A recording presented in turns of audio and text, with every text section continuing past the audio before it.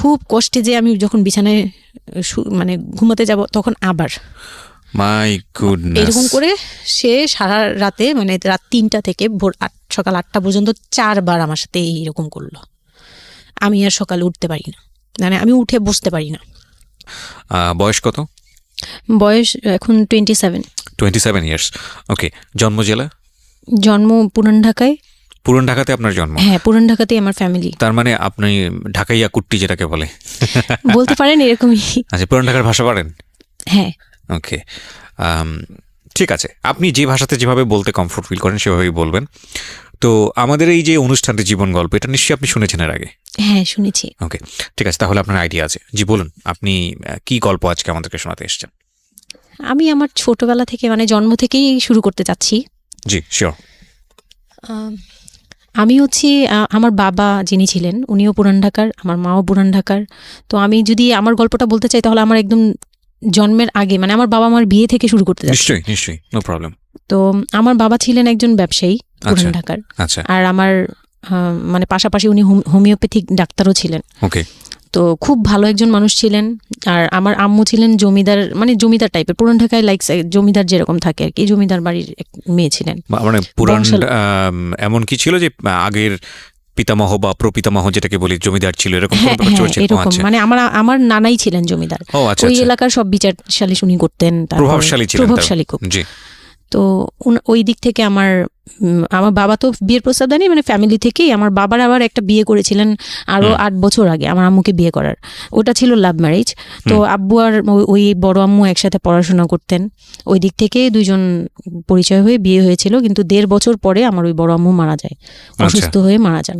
তারপরে আমার আব্বু আর বিয়ে করবেন না এরকম বলেছিলেন যে আর বিয়ে করব না। তারপর প্রায় 8 বছর পরে আমার দাদু আর ফুপ্পিরা মিলে মানে আমার আম্মুকে চুজ করে তারপর বউ করে নিয়ে আসেন। তো আমার আম্মু খুব অসুস্থ থাকতেন প্রায়। আমার আম্মু একটু ফিজিক্যালি একটু দুর্বল। তো ওইখান থেকে আমার আম্মুর বিয়ের প্রায় 2-3 বছর পরে আমার একটা বোন হয়। সেই বোনটা মারা যায় 6 মাসের মাথায়। আমার বোনটা মারা যায়। বোনটা মারা যাওয়ার পরে আমার আরেকটা কথা আমি এখানে ভুলে গেছি, যে আমার যে ফার্স্ট মা ছিলেন মানে বড় মা, আমার আব্বুর যে রিলেশন ছিল, ওইখানে একটা মেয়ে হয়েছিল। ওই মেয়েটার প্রায় 6 মাসের মাথায় মানে পেট খারাপ করে অসুস্থ হয়ে মারা যায়। তো তার পরপরই আমার বড় মাও মারা যায়। তো ওইখানে হচ্ছে আমার ওই বাচ্চাটা ছিল মেয়ে বাচ্চা। হ্যাঁ, তো ওর পরে আমার আব্বু 8 বছর পর বিয়ে করে। তারপর আমার মার একটা মেয়ে হয়, ওই মেয়েটাও মানে ওই মেয়েটা হচ্ছে জন্মের সময় মারা যায়, আর ওই ফার্স্টেরটা হচ্ছে 6 মাস পর মারা যায়। তো এই মেয়েটা হচ্ছে জন্মের সময় মারা যায়। তারপর তার 5 বছর পর আমার ভাইয়া হয়। আমার ভাইয়া আসে। তারপর আমার আম্মুকে বলা হয়েছিল যে আপনার হয়তো অপারেশন করতে হবে, কারণ আপনি আর কনসেপ্ট করতে পারবেন না, খুব অসুস্থ ছিল আম্মু। 2টাই সিজার ছিল, তো ওই সময়টাতে আর কি সিজার বেশি করা যেত না, তাহলে রিস্ক মানে লাইফে একটা রিস্ক থাকে। তো ওই দিক থেকে আমার আম্মুকে বলা হয়েছিল যে আপনার হয়তো বা ইউটেরাসের অপারেশন করতে হবে। তো আমার আম্মু তখন বলেছিল যে না, আমার একটা মেয়ে দরকার। খুব অসুস্থ অবস্থায় বলেছিল আমার একটা মেয়ে দরকার, মানে আমার যদি একটা মেয়ে থাকতো খুব ভালো। হয়তো বা সৃষ্টিকর্তাই যাচ্ছিলেন যে একটা মেয়ে, মানে আমি যে আসবো এটা তো আর উনি জানতেন না, কিন্তু থাকে না যে অনেক সময় কিন্তু মিলে যায় এরকম। তো আমার আব্বু বলছিল যে মেয়ে হোক ছেলে হোক আরেকটা হলে ভালো হয়। তো ওইভাবে ট্রিটমেন্ট নিয়ে আমার প্রায় 2 বছর পরে আমি আমার আম্মুর মানে পেটে আসি। তারপর আমার জন্ম হওয়ার পরে আমরা ভালোই ছিলাম। আব্বুর বিজনেস ভালো ছিল। কিসের বিজনেস ছিল? ওনার হচ্ছে ইলেকট্রিক পার্টসের বিজনেস ছিল। তো ওখান থেকে আব্বুর মানে ভালো বিজনেস করতেন। পুরান ঢাকায় ছিলাম আমরা 4 জন, একটা ফ্ল্যাট নিয়েছিলাম। আব্বু বিজনেস করতো, আমি স্কুলে ভর্তি হলাম, ভাইয়া স্কুলে ভর্তি হলো। তো খুব ভালোভাবেই কাটছিল দিনকাল। তো একটা পর্যায়ে যে আমার যখন 10-11 বছর, তখন হচ্ছে আমার আব্বুর বিজনেস একটু প্রবলেম হয়, একটু না ভালোই প্রবলেম হয়, মানে একজন খুব বড় ধরনের একটা লস সে ফেলে দেন। তো আমি এটা বলতে চাচ্ছি না। তো যাই হোক, খুব বড় একটা ট্র্যাজেডি, মানে আমার লাইফের সবচেয়ে বড় ধাক্কাটা আমি ওখানেই পাই, যে আমার আব্বু এরকম একটা পার্সন ছিল। আব্বু সবসময় বলতো যেটা, যে আমার এই মেয়েটা হচ্ছে, আমি দেখতে নাকি সেই প্রথম যে আব্বুর বেবিটা ছিল না মেয়েটা, যেটা 6 মাসের মাথায় মারা গেল। আব্বু তাকে খুব ভালোবাসতো। আমি নাকি দেখতে সেম ওরকম হয়েছি, শুধু আমি কালো, ওই মেয়েটা ফর্সা ছিল। তো আমি যখন জন্ম হই তখন আব্বু নাকি আমার ফেস দেখেই কান্না করে দেয় যে এটা আমার বড় মেয়েটা যে ছিল তার মতো হয়েছে। তার মানে ও সেই, মানে আব্বুর ধারণা ছিল যে সেই আসছে, এরকম কিছু। তা আব্বু আমাকে অনেক আদর করতো, মানে অন্য বাবারাও আদর করে সব মেয়েদেরই, কিন্তু আব্বুর ভালোবাসাটা কেন জানি একদম ডিফারেন্ট ছিল, অনেক বেশি ভালোবাসতেন, অনেক বলার মতো না। সারাক্ষণ টেক কেয়ার, সারাক্ষণ, রাত নাই দিন নাই, সব সময়। আমার রাতে খুব বদভ্যাস ছিল, আমি রাত জাগতাম প্রচুর। প্রতি রাতেই আব্বু আমাকে হেঁটে হেঁটে ঘুম পাড়াতো কোলে নিয়ে। প্রায় 10 বছর 11 বছর পর্যন্ত আব্বু আমাকে কোলে নিয়ে ঘুম পাড়াতো, অনেক আদর করতো। আর যখন যেটা, তখন তো ছোট ছিলাম, যখন যেটা বলতাম আব্বু এখন এটা লাগবে, রাত দিন তো বুঝতাম না, আব্বু ওই সময় বের হয়ে যেত, মানে খুঁজতে বের হয়ে যেত কোথায় পাই এটা, আমার মেয়ে বলছে। তো ভাইয়ার সাথে খুব একটা এরকম হয় নাই, আমার সাথে বেশি হতো। তো ভাইয়া এটা নিয়ে একটু জেলাসও করতো, কারণ সাধারণতই কিন্তু মানে ভাই বোনের মধ্যে এই এটা থাকে, তো আমাদের মধ্যেও এরকম ছিল। তো আব্বু যখন বিজনেস লস হলো তখন খুব বেশি, মানে আব্বু ভেঙে পড়লো, আমরাও মোটামুটি, আমি তো আর বুঝি না, কিন্তু আমি তখন বুঝতাম যে আমার কিছু একটা কমতে যাচ্ছে, মানে কমতি হচ্ছে আমার, কারণ সবকিছু চাওয়ার পরপরই পাওয়া আর একটু লেট করে পাওয়া, এগুলো নিয়ে একটু মেন্টালি এতে পড়ে গেলাম। তো আব্বু বুঝতে দিত না, শুধু আম্মুকে বলতো যে ওদের বুঝতে দিবে না। আম্মু আমাদের বুঝতে দেয়নি কখনো, এরকমভাবে করেনি। কিন্তু একটা সময় দেখলাম কি আব্বু বাসা চেঞ্জ করছে, ছোট বাসা নিচ্ছে, মানে এগুলো খুব ব্রেনে গিয়ে লাগলো যে ছোট বাসা কেন, আর এরকম কেন হচ্ছে। আব্বু আস্তে আস্তে ব্যবসা গোটাচ্ছে, নতুন কিছু করার চিন্তা করছে, মানে এগুলো নিয়ে আমিও খুব ডিপ্রেসড হয়ে গেলাম। তখন আমি ক্লাস 6-এ 7-এ পড়ি, এরকম হবে 7 থেকে 8-এ উঠবো এরকম। তো আব্বু সব কিছু গুটিয়ে চলে যাচ্ছিল ওনার এলাকায়, মানে দয়াগঞ্জের ওই সাইডে, মানে আমার দাদির এলাকা যে সাইডটা, ওই সাইডটাতে চলে যাচ্ছে, বলছে আমি ওখানেই বিজনেস করবো, ওখানে একটু মানে রুম রেন্টও কম, আমি ওখানেই চলে যাব। আর আব্বুর যে ফ্ল্যাট একটা কিনেছিল, আব্বু এর মাঝখানে একটা ফ্ল্যাট কিনেছিল কিস্তিতে, তো ওইটাও সেল করে দেয়, সেল করে বিজনেসে ওইটাও ইনভেস্ট করে। এটা একটা বোকামি করে আমার আব্বু। যাই হোক, উনিও বুঝতে পারে নাই। তো ওখানে যাওয়ার পরে সেখান থেকে আব্বু আর কিছু করতেই পারলো না। আর আমাকে করলো কি, ওই সাইডটা একটু মানে রাফ এলাকা, তো যে এলাকায় আব্বুরা মানে ওখানে গেল একটু অন্য ধরনের, মানে একটু ইফটিজিং বেশি হয়, এইসব প্রবলেম ফেস করতে হয়। আর আব্বু তো আমাকে বাসা থেকে বের হতে দিত না, আর ওই সময় আমাকে বোরকা পরাতো, তখন 10-11 বছর বয়স, কিন্তু ওই সময় আমাকে বোরকা পরাতো। তো ওই দিক থেকে চিন্তা করেছে যে এখান থেকে স্কুল চেঞ্জ করতে হবে, 8-এ উঠে যাচ্ছে মেয়েটা, তো এখান থেকে স্কুল না চেঞ্জ করে ওর মামার বাসায় থাকুক, আমার ছোট মামার বাসায় আর কি। আমরা তো নানু বাড়ি তো আমার ওইখানেই, বংশাল সাইডে আর কি।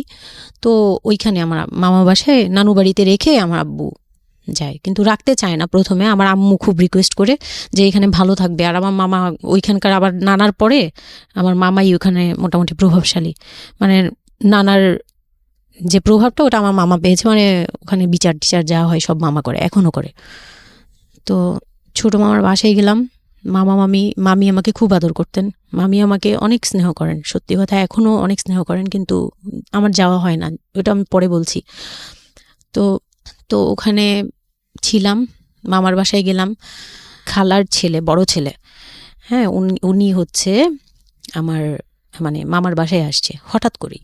আমি জানতাম না যে কেন আসছে, মাঝে মাঝে দেখা হলে সালাম দিতাম। কি নাম ওনার? ওনার নাম রিপন। ওকে। তো উনি হচ্ছে আমার মামার বাসায় আসছে। আপনার খালাতো ভাই? খালাতো ভাই, উনি আমার খালাতো ভাই, উনি আসছে। তো অনেক দিন পর আর কি আসছে। আমি তখন 9-এ পড়ি, পহেলা বৈশাখ ছিল, আমি 8 থেকে 9-এ উঠে গেছি পহেলা বৈশাখ। তো ওই সময়টাতে তাকে দেখলাম যে সে আমাদের বাসায়। রিপন? হ্যাঁ। তো আমি সালাম দিলাম, ভাইয়া কেমন আছেন, কারণ উনি আমাদের অনেক সিনিয়র। আপনি তখন ক্লাস 9-এ পড়েন? হ্যাঁ, 8 থেকে 9 আর কি। 8 থেকে 9, ওকে। হ্যাঁ। তো ওই সময় আমি দেখে বললাম, ভাইয়া কেমন আছেন, চা খাবেন? তো আমার মামা বললো, হ্যাঁ চা বানিয়ে নিয়ে আসো। তো আমি গিয়ে পরে শুনি যে আমার মামাতো ভাই আমাকে বলতেছে যে আমার মামাতো ভাই আবার আমার একদম মানে আপন ভাইয়ের চেয়েও বেশি বলবো, কারণ ওর সাথে আমি সব কিছু, মানে ও আর আমি একসাথে বড় হয়েছি, কখনো মনে হয়নি যে এটা আমার মামাতো ভাই, নিজের ভাই মনে হতো। তো আমার বলতেছে যে তুই তো এখন আন্টি হয়ে যাবি, মানে দুষ্টুমি করতেছে যে তুই তো এখন বড় ভাবি হয়ে যাবি, হ্যান তেন। আমি বলি কেন? বলে রিপন ভাই না তোরে বিয়ে করতে চায়। তো আমি খুব হেসে দিলাম, মানে আমি বলতেছি যে দুষ্টামি করতেছে এরকম ভাবছিলাম, যে মনে হয় ফান করছে। আমি ওর সাথে আবার কতক্ষণ চিল্লাচিল্লি, যাই উল্টাপাল্টা কথা বলিস কেন এই সেই। তো এগুলা নিয়ে ওরা সবাই মিলে আমার সাথে বলতেছে, বলে কি কেমন কথা বলো। বয়সে কত বড় ছিল আপনার থেকে? আমার তখন 13, আর উনার তখন ধরেন 37। 24 বছরের বড়, মানে আপনার না 24 বলতে এখানে, হ্যাঁ 24 বছরই তো বড়, তাই তো? ও মাই গড, ওকে। তো উনি তখন, আমি ভাবতেই পারিনি যে এই লোকটার সাথে আমার বিয়ে দিবে সবাই। মানে ও বললে তো এটা পাগলামি মনে করার কথা, যে এটা একটা পাগলামি, এটা কেমন কথা যে উনি যদি মানে লিগেল বয়সে বিয়ে করতে হয় তো আমার সমান একটা বাচ্চাই থাকবে। তা আমি না ভাবতেই পারিনি তখন। তারপরেও না আমি চুপ হয়ে গেছি, আমি এই ব্যাপারে ডিসিশন দেওয়ার মতো বয়স আমার ছিল না, জ্ঞানও ছিল না। তো হুট করে আমার মামা মামি আমাকে জিজ্ঞেস করারও প্রয়োজন বোধ করেনি বা জানানোরও প্রয়োজন, কি কারণে জানি না, তবে ওনারাই ডিসিশন নিয়ে বলল যে, আমার আব্বু আম্মুকে জানালো, আমার মেঝো খালা যে মানে আমার আম্মুর ইমিডিয়েট বড় যে, উনাকে আমার আব্বু আম্মুর কাছে পাঠায়। আর আমার আব্বু আম্মু তখন থাকে হচ্ছে তারই আমার এক ফুপির বাসায়, বাসা ভাড়া নিয়ে থাকে আর কি। তো ফুপির বাসায় থাকে, ফুপির নিজের বাসা, তো ওখানে থাকে। তো আব্বুর কাছে পাঠায়, তখন আমিও যাই ওই বাসায়। তো আমি তো আর জানি না এই কথা বলতে আসবে। আমি আবার ভাইয়ার সাথে বসে বসে গল্প করতে থাকি, ভাইয়া ছিল, ফুফাতো বোন ছিল, আমরা একসাথে গল্প করতে থাকি। তো হঠাৎ করে শুনি যে একটু মানে আমার খালা খুব জোরে সোরে বলতেছে, মানে চিল্লাচিল্লি করে বলতেছে যে যদি এই বিয়ে না হয় তাহলে আমাদের সাথে তোদের কোনো কন্ট্যাক্ট নেই, আজকে থেকেই বন্ধ। আচ্ছা, হ্যাঁ, এই বিয়ে হতেই হবে। কেন হতে হবে? আমার আব্বু বলছে কেন হতে হবে, আমার মেয়ে তো অনেক ছোট, ও তো এই সংসারের ভার নিতে পারবে না, বলো ওগুলো আমরা দেখবো, ওরে আমরা বাচ্চার মতো পালবো। মানে উনি বলতেছে আমি দায়ভার নিলাম, আমি সবকিছু নিলাম, এইভাবে বলতেছে আমি সবকিছু দেখবো, এগুলা নিয়ে কোনো টেনশনের কিছু নাই, নিজেদের মানুষ, এর চেয়ে ভালো কোনো অফার কোনো দিন পাবা না, মানে এর চেয়ে ভালো কোনো প্রস্তাব আসবে না, এই না সেই না সেই অনেক কিছু বলতেছে। আব্বু আম্মুকে কনভিন্স করতেছে যে এইটা যদি তোমরা হাতছাড়া করো তাহলে আর কখনো মেয়ের জন্য ভালো কিছু পাবা না, আর আমাদের সাপোর্ট তো জীবনেও পাবা না, তোমাদের একটা সাইড পুরো বন্ধ হয়ে যাবে, মানে আমাদের সাথে তোমাদের একদম রিলেশন শেষ, তোমাদের মেয়ে এখনই রেখে যাব, তোমরা কি করবা করো। তো আমার আব্বু ওই দিক থেকে একটু দুর্বল ছিল। পরে আমি এটা শুনে কান্না করে দিছি, মানে সাথে সাথে কান্না করে দিছি। তো আমার ভাইয়াও বুঝছে, আমাকে নিয়ে ছাদে চলে গেছে। আমার ফুফাতো বোন, ভাইয়ার এক খুব ক্লোজ ফ্রেন্ড ছিল, ছোটবেলার বন্ধু, সেও আমাকে খুব আদর করতো বোনের মতো, সেও গেল উপরে, বলতেছে আপু তুই কান্না করিস না, আমরা দেখতেছি কি করা যায়। তো আমার ভাইয়া বলতেছে, বলে কি আমি ওরে নিয়ে কোথাও পালিয়ে যাই, আমার মনে হচ্ছে যে আমি ওকে নিয়ে এখন কোথাও পালিয়ে যাই, যে রিপন ভাই এটা কিভাবে এটা বলতে পারে যে বিয়ে করবে ওকে। তো আমি খুব কান্নাকাটি করছিলাম। আমার খালা চলে গেল, খালা চলে যাওয়ার পরে আমার ভাইয়া আব্বুকে যে কি বলছে জানি না, আব্বু আবার ছাদে আসছে, আমি কান্না করতেই আসি, মানে তখন কন্টিনিউ কান্না করতেছি। তো আমার আব্বু ছাদে এসে যেটা বললো যে, আমার আব্বু তখন বলল যে, বলে আমি তোমাকে নিয়ে মানে বনে চলে যাব দরকার পড়লে, কিন্তু আমি ওর কাছে তোমাকে দিব না। তো আমি দেখলাম যে আব্বু ফিজিক্যালি, মেন্টালি, আর্থিকভাবে সব দিক থেকে দুর্বল, এখন আমাকে নিয়ে যদি বের হয় সে পারবে না, এটুকু বুঝলাম, তার দ্বারা সম্ভব না এটা। পরে আমাকে বললো যে তুমি যদি রাজি থাকো তাহলে আমার কোনো আপত্তি না, আর যদি তুমি বলো যে না আব্বু আমি রাজি না, তুমি শুধু একবার বলো, তাহলে আমি তোমাকে নিয়ে বের হয়ে যাবো, আমরা বাবা মেয়ে কই থাকবো কেউ জানার দরকার নেই। আপনার মার কি ভূমিকা ছিল এই সময়? আমার মা তখন বলতেছে যে দিবে, আমার মা ইচ্ছা ছিল যে দিবে, কারণ আমার মা তখন এই জিনিসটা বুঝে না, মানে আমার মা এমনিতেও অনেক সৎ সরল, সত্যি কথা বলতে ওনার দোষ না এটা, সেইটা বুঝতো না যে এই যে ডিস্টেন্সে বিয়ে দিলে এই বিয়েগুলো টিকে না, বা 24 বছর বয়সের ডিফারেন্স, এগুলো নোট করবেন এবং খুব ইম্পর্টেন্ট, আসলে খুবই ইম্পর্টেন্ট, কারণ বয়সের গ্যাপটা না ঠিক আছে, কিছু কিছু মানুষের জীবনে যে ব্যতিক্রম ঘটে না তা কিন্তু না, কিন্তু এই ব্যতিক্রমটা যদি আমরা উদাহরণ হিসেবে নিয়ে সবার উপর চাপিয়ে দেওয়ার চেষ্টা করি তাহলে কিন্তু সেটা সম্ভব নয়। ঠিক আছে, একটু খেয়াল করবেন, 24 বছরের ডিফারেন্স হচ্ছে ও এবং ওর খালাতো ভাই রিপনের মধ্যে। ও যখন 13 বছর তখন ওর খালাতো ভাই হচ্ছে 37। So it's a huge gap. সাধারণত বলা হয়ে থাকে 4-5 বছরের গ্যাপ ইজ ওকে, কিন্তু এর থেকে বেশি না হওয়াটাই বেটার। সেক্ষেত্রে 24 বছর, কোথায় 4-5 বছর আর কোথায় 24 বছর। হ্যাঁ, দেন হচ্ছে ওই বিয়েটা, মানে আপনি কি বললেন? এখন তো সিদ্ধান্ত আসলে আপনার জায়গায় ছিল। সিদ্ধান্ত আমার জায়গায় বলতে, আমি তখন 13 বছর বয়স, তো মানে আমি তখন প্রেমও করিনি একটাও।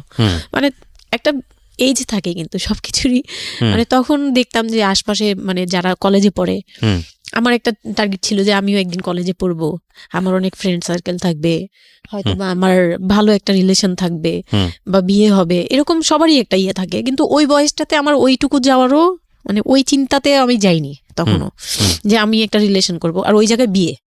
তো আমি আমার আব্বুকে মনে প্রাণে বিশ্বাস করতাম, তো আব্বুর উপরে ছেড়ে দিলাম।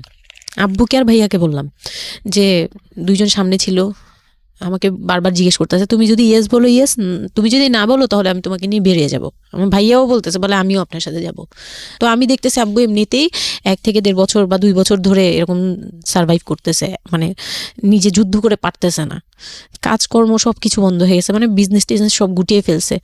তারপর উনি যে এখন নিজে চলবে ওইটাই চলতে পারতেছে না, মানে খুব কষ্ট হচ্ছে। আমাকে আমার মতো মানে আমাকে যেখানে উনি একটা রাত 24 ঘন্টা একবার হলো আমাকে দেখতে হতো, ওই জায়গায় আমার মামার বাসায় ফেলে রাখছে। প্রতিদিন হেঁটে যেত, দেখে আসতো, একবার হলেও দেখে আসতো, মানে এরকম কষ্টগুলো করছে।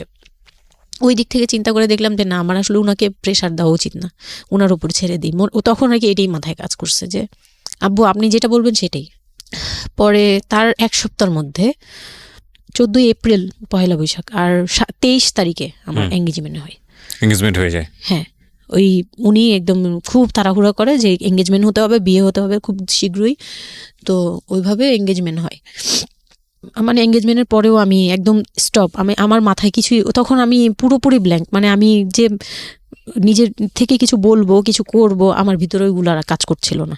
স্কুলে যাইতাম, অনেক সময় যাই না, এরকম আর কি, যে যেতে ইচ্ছে করলে যাই, না ইচ্ছে করলে যাই না, এরকম হয়ে গেলাম। এঙ্গেজমেন্টের 3 মাস পরে বিয়ে হওয়ার কথা ছিল, কিন্তু ঘুরতে ঘুরতে 4 থেকে 5 মাস ইয়ে হলো।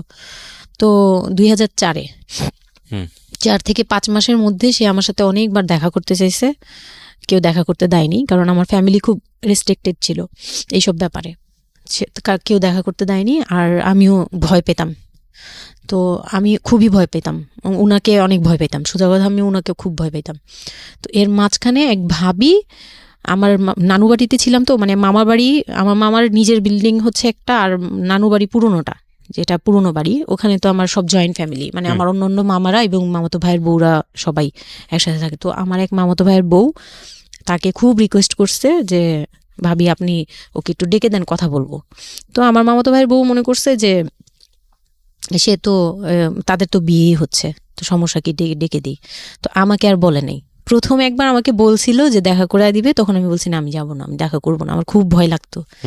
তখন আমার বিয়ের মনে হয় 1.5-2 মাস আগের কথা এটা। তো আমার মামাতো ভাইয়ের বউ আমাকে ডাকছে যে কিছু একটা বলে, মানে জামা বানানো বা সামহাও এরকম কিছু একটা, অনেক বছর আগে, তো ভুলেও গেছি যে কি একটা কারণে আমাকে ডাকছে সে। তো আমি গেলাম, একদম মনের অজান্তেই গেলাম। গিয়ে পরে রুমে গেছি, পরেই দেখি হইল মানে রিপন বসে আছে। তো বসে আছে দেখে না আমার একদম খুব একটা আঘাত লাগলো যে এই ভাবি আমাকে এইভাবে নিয়ে আসলো। আর ভাবি তো মজা করে, মানে ওনারও দোষ না, উনি ভাবতেছে যে নতুন বিয়ে হবে, ওদেরকে একসাথে করিয়ে সেই। তো উনি বললো কি আচ্ছা তোরা বস, আমি চা নিয়ে আসি, এরকম বলে উঠে গেল না। আমার আরও ভয় লেগে গেছে।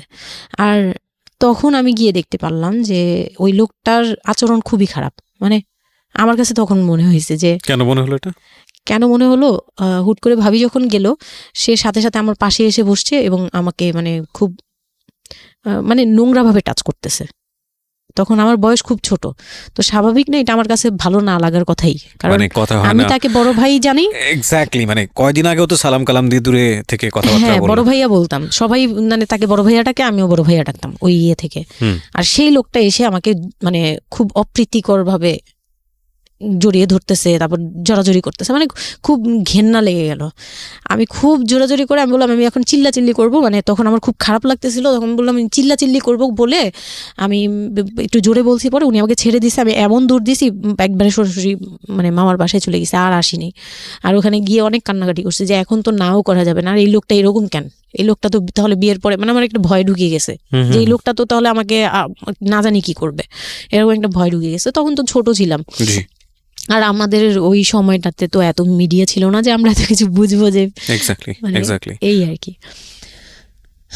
তো ওখানে তারপর 1.5 থেকে 2 মাস পরে বিয়ে হলো। এর মাঝখানে অনেকবার ফোন টোন করতো, ইয়ে করতো, আমি রেসপন্স করতাম না। তো বিয়ে যেদিন হলো, বিয়ের রাতের কথাটা কি বলবো? নিশ্চয়ই আপনার যদি মনে হয় যে বিষয়টা সামাজিকতার জায়গাটা থেকে খুব সেন্সিটিভ, একটা মেয়ের মানসিকতার জায়গাটা থেকে, যেটা আসলে এটা আমার বলার মতো শক্তিও নাই, সত্যি কথা বলতে। আমি এটাই আমার লাইফের সবচেয়ে বড় ট্র্যাজেডি, বিয়ের রাত। হয়তো আপনি খেয়াল করছেন কিনা জানি না, কিন্তু আপনি মাঝখানে বললেন যে আমি অ্যাফেয়ার করবো কিভাবে, আমার মন তো তখনই ভেঙে দিছে। আমার ভিতরে একটা ভয় কাজ করে।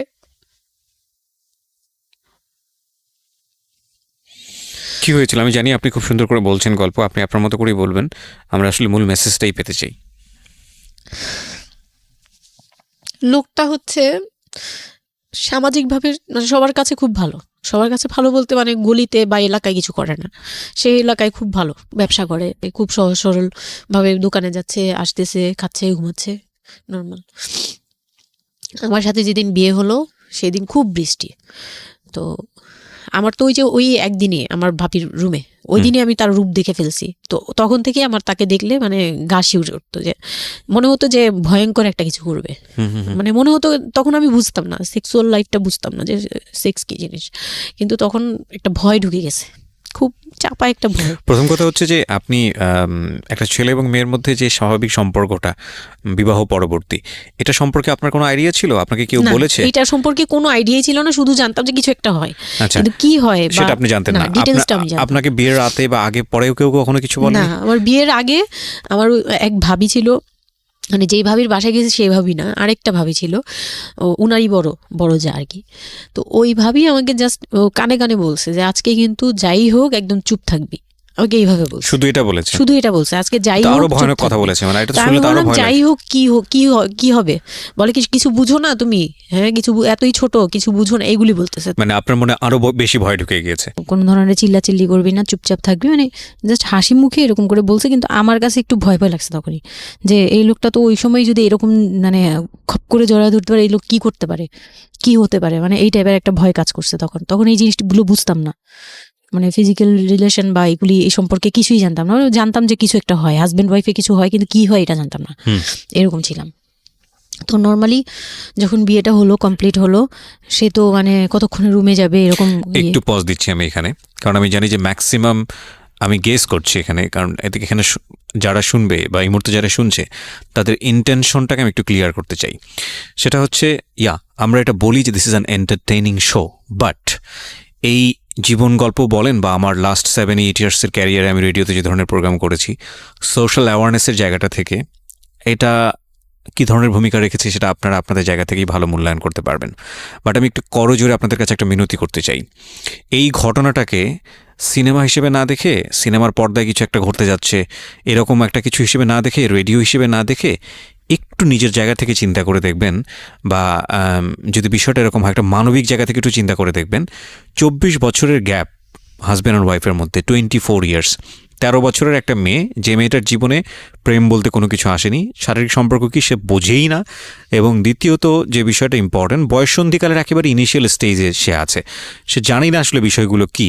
আর 37 বছর মানে হচ্ছে আমাদের পার্সপেক্টিভ থেকে, আমাদের সামাজিকতার জায়গা থেকে একটা ছেলে যখন একদম এই সমস্ত স্টেজ, প্রেম বলেন, শারীরিক সম্পর্ক বলেন, বা অন্যান্য যে বিষয়গুলো আছে সেগুলো বলেন, সেগুলো অতিক্রম করে মোটামুটি বৈষয়িক হয়ে গেছে। বৈষয়িক বলতে আমি যেটা বোঝাচ্ছি, এই জীবনে এসে দায়িত্ব ছাড়া অন্য কোনো কিছু থাকে না 37 কিংবা 40 বছরের পর থেকে, এরকম একটা স্টেজে আছে। তার মানে ওদের মধ্যে মেন্টাল ম্যাচিংয়ের কত বড় একটা গ্যাপ। সেই জায়গাটা থেকে ছেলেটা যদি মেয়েটাকে বুঝতে না চেষ্টা করে, বিশেষ করে ছেলের দায়িত্ব, কারণ যেহেতু সে সিনিয়র, যদি বুঝতে না চেষ্টা করে তাহলে এটা কতটা অমানবিক এবং কতটা পাশবিক, কতটা ভয়ঙ্কর হতে পারে মেয়েটার জায়গাটা থেকে, এটা একটু চিন্তা করবেন। সো বিশেষ করে যারা বাসরাত বিষয়টাকে মাথায় রাখছেন তাদেরকে আমি বলবো প্লিজ থিঙ্ক লাইক দিস। হ্যাঁ, এখানে একটু মানবিক হওয়া প্রয়োজন। এখানে যদি আমরা শুধু এন্টারটেনমেন্ট হিসেবে বিষয়টাকে নিই তাহলে আমি আসলে যে কারণে এই বিষয়টা আনতে চাচ্ছি সেই মেসেজটা ক্লিয়ার হবে না। Okay, so please feel the story actually. তারপর বিয়ের দিন যেটা আর কি, রাতের বেলা সবাই আমাকে নিয়ে আসলো বাড়িতে, মানে ওনাদের বাসায়। তো ওই বাসায় হচ্ছে একটা রুম, মানে প্রথম হচ্ছে বাসায় ঢুকেই কোনো বারান্দা টারান্দা কিছু নেই, শুধু রুম আর সিঁড়ি, সিঁড়ি ঘর। মানে পুরান ঢাকার বাসাগুলো একটু বেশি হয়তো, খুব ছোট ছোট হয়তো, ঘিঞ্জি টাইপের হয়। আমি একসময় জিএসআরসিতে কাজ করতাম, আমার ফার্স্ট জব ছিল ওটা, আমি সার্ভে করেছিলাম পুরান ঢাকায়। সেটাই আমার প্রথম পুরান ঢাকায় যাওয়া, এবং আমার কাছে মনে হয়েছিল যে আমি কোথায় এসেছি। অনেক ঘিঞ্জি ভাইয়া। এটা কারণ হচ্ছে পুরান ঢাকা নিয়ে অনেকেই অনেক কিছু বলেন, কারণ ঢাকায় যারা, তাদের কাছে পুরান ঢাকাটা একটা নস্টালজিক জায়গা। আমি তো আর ঢাকায় বড় হইনি, সো আমার কাছে ঢাকা, আমি যখন ঢাকায় প্রথম পাড়া দিয়ে যখন পাবলিক বাসে উঠেছিলাম তখন আমার কাছে মনে হচ্ছে আল্লাহ আমি কোথায় আসলাম, এই জায়গায় আমি কেন আসলাম। তো নর্মালি হচ্ছে ঢাকা এরকম। তারপরে যখন পুরান ঢাকায় গেলাম, পুরান ঢাকার সাথে আমার ওই ধরনের অ্যাটাচমেন্ট কখনোই ছিল না, অনেক বেশি, অনেক ঘিঞ্জি। আমার মনে আছে চকবাজারের যেই চকবাজার নামে একটা যে জায়গা আছে, ওখানে চুরি পট্টি কি যেন একটা আছে না, যে মেয়েদের কসমেটিক্স বিক্রি করে, ম্যাক্সিমাম হচ্ছে নকল, আমি জানি না এখন কিরকম আছে। তো আমি জীবনে কোনোদিন দেখি নাই যে একটা মানুষ আরেকটা মানুষকে গলি দিয়ে ক্রস করতে পারে। এবং ইন্টারেস্টিং বিষয় হচ্ছে এখানে তো মেয়েরা ঢোকেই না, এবং ওর ঢোকার পরে ওপরে ছাদ, মানে এমন ভাবে বিল্ডিংটা, অনেকগুলো বিল্ডিং মিলে ওই এলাকাটা, ওখানে আকাশ দেখা যায় না, মানে এরকম একটা অবস্থা যে একজন আরেকজনকে ক্রস করতে খুব ভয়ানক, মানে রীতিমতো ভয়ানক অবস্থা। আর আমি সার্ভে করেছিলাম, যেহেতু আমি বিল্ডিংগুলো সার্ভে করতাম, মানে অনেক, আমি একদম ইউনিভার্সিটিতে অনার্স দিয়ে, না অনার্সের থার্ড ইয়ার বা সেকেন্ড ইয়ারে থাকা অবস্থার ঘটনা এটা, আমি সার্ভে করেছিলাম বিল্ডিংগুলো। তো সেই সময় ওই সময়টাতে আমার একটু জানা হয়েছে আর কি। তো আসলে ভয়ানক রকমের ঘিঞ্জি। হ্যাঁ, তো বলুন যেটা বলছিলেন। তো যেটা বলছিলাম যে ওই রাতে ওই একটা রুম, এরকম রুমের উপরে রুম, তার উপরে রুম, মানে সিঁড়ি রুম এরকম। আর প্রথম যে রুমটা, মানে নিচতলায় যে রুমটা ছিল, সেই নিচতলার রুমের সিঁড়ির নিচে ছিল চুলা আর বাথরুম, সিঁড়ি কর্নারে। ওকে, মানে এটা হচ্ছে ওদের নিজের বাড়ি। ওকে, এইটুকুই ছিল। মানে তিনটা রুম, মানে হচ্ছে হলো এক ধরনের বিল্ডিং, একটা বিল্ডিং, একতলা দুতলা তিনতলা এরকম বিল্ডিং, বা তিনটা রুম। হ্যাঁ, তিনতলা বিল্ডিং, কিন্তু সিঁড়ি আর রুম। মানে কত অল্প জায়গার মধ্যে এই জিনিসটা ম্যানেজ করেছে। হ্যাঁ, আমি পরে শুনেছি যে এটা আধা কাঠারও নিচে, ওই 1 শতক বা হাফ শতক জমি যেটাকে বলে। হ্যাঁ, শুধু একটা রুম আর সিঁড়ি, এইটুকু। তো ওইটুকুর মধ্যেই মানে বাড়িটা। তো ওই বাড়িতে আমার খালার বাড়ি ছিল, আমি তো প্রায়ই যেতাম, বেড়াতে যেতাম ছোটবেলায়। তো আমাকে নিয়ে গেল, আর তিনতলার রুমে সবচেয়ে পরের রুম যেটা, ওটাতে আবার আমার মানে মেঝো দেবর সম্পর্কে ছিল। সে আমাদেরও, মানে আমার বিয়ের 12 বছর আগে বিয়ে করে ফেলছে। সে লাভ ম্যারেজ করছে, মানে উপযুক্ত বয়সে বিয়ে করছে। আর আমার হাজবেন্ড আবার ছিল যে উনি আবার খুব লেটে বিয়ে করছে, মানে ফ্যামিলির দায়িত্ব পালন করে সবকিছু শেষ করে তারপর বিয়ে। 37 আসলে খুব লেট না, কিন্তু 37 জায়গা থেকে 13 বিয়ে করাটা খুব অবিবেচক। আমার জন্য তো সে অনেক বড়। যাই হোক, তারপর ওই দেবরের যখন বিয়ের 12 বছর হয়ে গেছে তখন উনি বিয়ে করছে। আর তো ওই ভাইয়া, মেজো ভাইয়া যে ছিলেন, তো মেজো ভাইয়ার রুমটা ছিল তিনতলায়। আমি ওখানেই আমার বাসর ঘরটা করা হয়েছিল আর কি। তো ফুল টুল তেমন ভালো আনা হয়নি, সে খুব রাগারাগি করছে। ছোট ভাই যারা ছিল, এলাকার ছোট ভাইটাই, ওদের সাথে খুব রাগারাগি করছে আমার হাজব্যান্ড যে ছিলেন। এটা কোনো ঘর সাজানো হলো এই সেই বলে চলে বলতেছে, এখন তোমরা বের হও, অনেক হয়েছে, এখন তোমরা যাও, মানে খুব রাগারাগি করতেছে। তো আমি রাগ দেখে আরো ভয় পেয়ে গেছি প্রথম রাত। তারপর আবার আমি মানে এই অবস্থায় আসছি, বউ হয়ে আসছি, আমার শরীরে ভারী গহনা, শাড়ি টাড়ি, মানে আমি এগুলোর ওজন নিতে পারছি না। 4-5 ঘন্টা হয়ে গেছে আমাকে এগুলো পরায় রাখা হয়েছে, ভারী মেকআপ দেওয়া হয়েছে, আমি এগুলো কখনো ইউজ করিনি ফার্স্ট লাইফে। মানে আমি দেবীর মতো সেজে বসে আছি, এরকম একটা ইয়ে। তো খুব ভয়েও কাজ করছে, নার্ভাসনেস। তারপর এখন কি হবে, সবাই বের হয়ে গেলে কি হবে, এটা একটা টেনশন। আর শুধু মানে কেমন জানি একটা ফিল, যেটা সাধারণত নর্মালি হওয়া উচিত একটা ছেলে এবং একটা মেয়ের জায়গাটা থেকে। এটা হচ্ছে জীবনের সবচেয়ে সুন্দরতম মুহূর্তের একটা, রাইট? আমরা সেটাই চিন্তা করি না? একটা মেয়ের জীবনে স্বপ্ন থাকে তার একটা বাসরাত কিংবা ফুলসজ্জার রাত আমরা যেটাই বলি সেটা নিয়ে। একটা ছেলের জীবনেও নিশ্চয়ই থাকে, এবং সেটা চমৎকার হয়ে সারা জীবন স্মৃতি হয়ে থাকুক এরকম কিছু একটা থাকে। এবং সেখানে বিষয়টা যদি এরকম হয় যে একটা মেয়ের জীবনে আতঙ্কের রাত এবং ভয়ানক রকম আতঙ্কের, সবচেয়ে বড় আতঙ্কের রাত ছিল ওটা, তাহলে আপনি চিন্তা করে দেখতে পারেন। এবং সেটাকে যারা আজকে এই রেডিও যারা শুনে যারা এটাকে এন্টারটেনমেন্ট হিসেবে নিচ্ছেন তাদের জায়গা থেকে আমি বলতে পারি যে এখানে নিজেরও কিন্তু একটা পরিচয়ের বিষয় আছে। হ্যাঁ, মানে নিজের পরিচয়টা নিজের কাছে কি দিচ্ছেন একটু চিন্তা করে দেখেন। ঘটনার ভেতরে ঢোকার চেষ্টা করুন, এই মেয়েটার মানবিক অনুভূতিটাকে জানার চেষ্টা করুন, অন্য কিছু নয় প্লিজ। কজ আমরা আমাদের সামাজিকতার জায়গাটা থেকে মেয়েদের এই বিষয়গুলোকে উইথড্র করে বা না ভেবে তাদেরকে কখনো কখনো সারা জীবনটা ধ্বংসের দিকে ঠেলে দিই। হয়তো মেয়েটার ক্ষেত্রে এরকমই কিছু হয়েছে, আমরা একটু সামনের দিকে আগাবো। জি, তারপর উনি আমাকে, আমি তখন শাড়ি টাড়ি পরা, গহনা পরা, তো খুব নর্মালি সবাই চলে গেল পরে খুব নর্মালি আমাকে বলতেছে যে ড্রেসটা চেঞ্জ করো, শাড়িটা চেঞ্জ করো, গহনা টহনা চেঞ্জ করো। তো আমি আমার লাগেজ থেকে একটা 3 পিস নিলাম, ওই 3 পিসটা নিয়ে ওয়াশরুমে চলে গেলাম। ওয়াশরুম বলতে ওই যে উপরের রুমেই একটা ওয়াশরুম আছে, আর নিচের রুমে, মানে উপরের রুমে তো আর সিঁড়ি ঘর নাই, সিঁড়ি ঘরটাতেই একটা ওয়াশরুম ছিল, ছোট্ট একটা টয়লেট ছিল। ওইটাতে গিয়ে আমি চেঞ্জ করলাম খুব কষ্টে, চেঞ্জ করে তারপর মুখের মেকআপ টেকআপ এগুলো ওয়াশ করে আসলাম। তারপর আসার পরে উনি বলতেছে উজু করে আসো। হ্যাঁ, তো আমি উজু করলাম, উনি উজু করছে করে, মানে প্রথম রাতে নাকি নামাজ পড়তে হয় সবাই বলে দিছে, তো ওই নামাজ পড়লো আমাকে নিয়ে। নামাজ পড়ার পরে বেডে গেলাম, মানে আমি বিছানায় যে বসলাম, খুব ভয়ে ভয়ে আছি যে কি বলবে কি করবে জানি না। তো উনি আমার পাশে এসে বসে আমাকে ফার্স্ট কথা যেটা বললো, মানে এইটাই ফার্স্ট কথা ছিল যে আমি তো ওই ফ্যামিলির বড় ছেলে, আর তুমি তো আমাদের ফ্যামিলির সবাইকেই চিনো জানো, তোমার তো আর চেনা জানার দরকার নেই।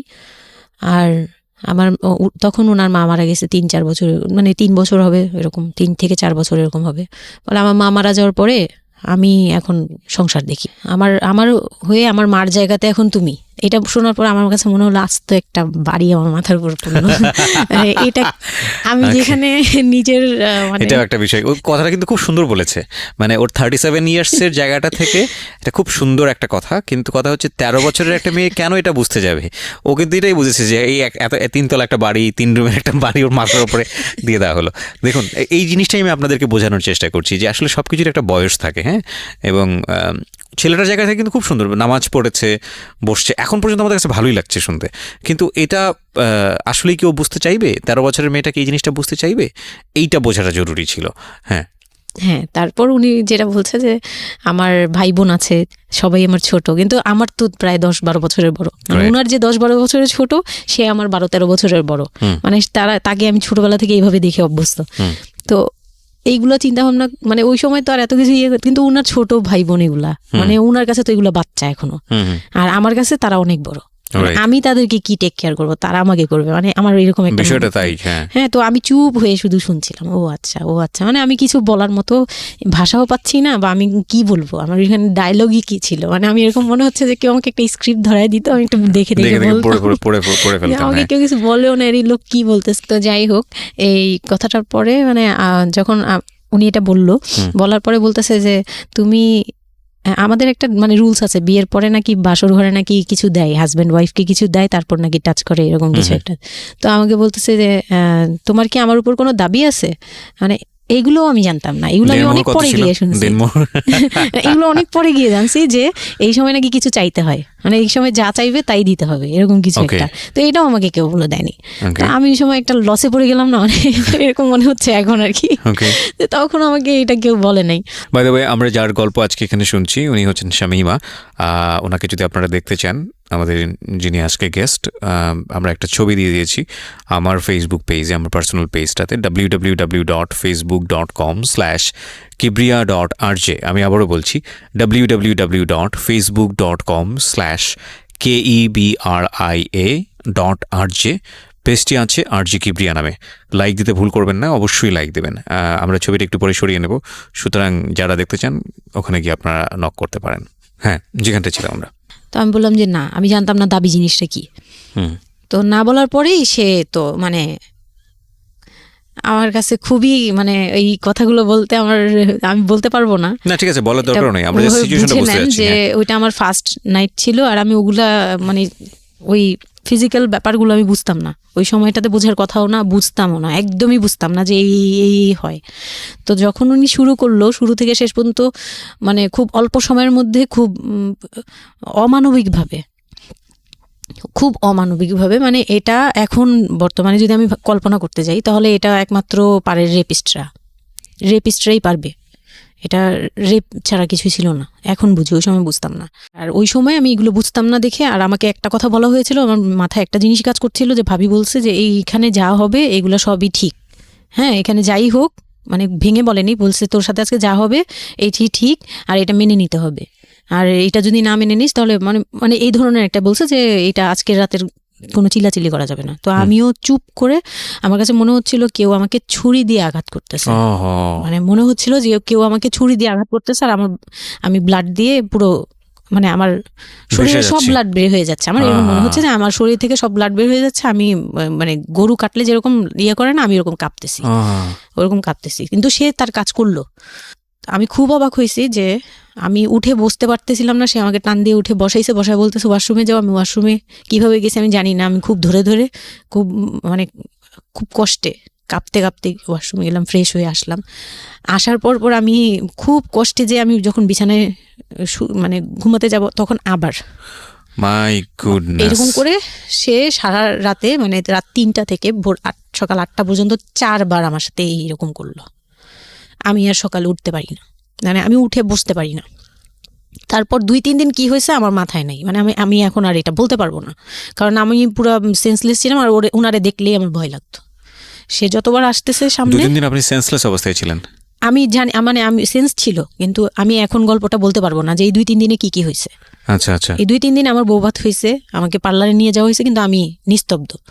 আর তখন আমার মানে শারীরিক কন্ডিশন খুব খারাপ, কিন্তু সবাই বুঝতেছিল, কিন্তু কেউ বুঝতে দিচ্ছিল না আমাকে। মানে এভরিবডি অ্যাভয়েড দিস, মানে সবাই জিনিসটাকে অ্যাভয়েড করছে, তারা পার্টিটাকে এনজয় করছে। এটা শুধু আপনার ফ্যামিলির সমস্যা না, এটা আমাদের পুরো সমাজেরই সমস্যা। এটা সমাজটাই অ্যাভয়েড করে। এবং আমার মনে আছে I face huge difficulty for the first time যখন আমি রেডিওতে এই ধরনের একটা, আমি নট আজকেই না প্রথম, আমি এটা আগে বিষয়গুলো খুব চ্যালেঞ্জ জায়গা থেকে আমি প্রচার করার চেষ্টা করেছিলাম। অ্যান্ড আই ফেস, এগুলো হয়তো আমার লিসনাররা কখনোই জানে না, আই ফেস হিউজ ডিফিকাল্টিস। যখন আমার প্রথম বইটা পাবলিশড হয় সেটা নিয়েও আমার একটা বড় ধরনের ডিফিকাল্টি ফেস করতে হয়েছে। একটা অদ্ভুত বিষয় হচ্ছে আমাদের সমাজে এই বিষয়গুলোকে আমরা অ্যাভয়েড করি, আমরা ঢেকে রাখতে চাই, আমরা মনে করি এটা একটা ট্যাবু, এটা সমাজে 8-10 জন মানুষের সামনে এটা নিয়ে আলোচনা করা যায় না। একটু চিন্তা করে দেখবেন আলোচনা করা যায় না এটা কোন অর্থে?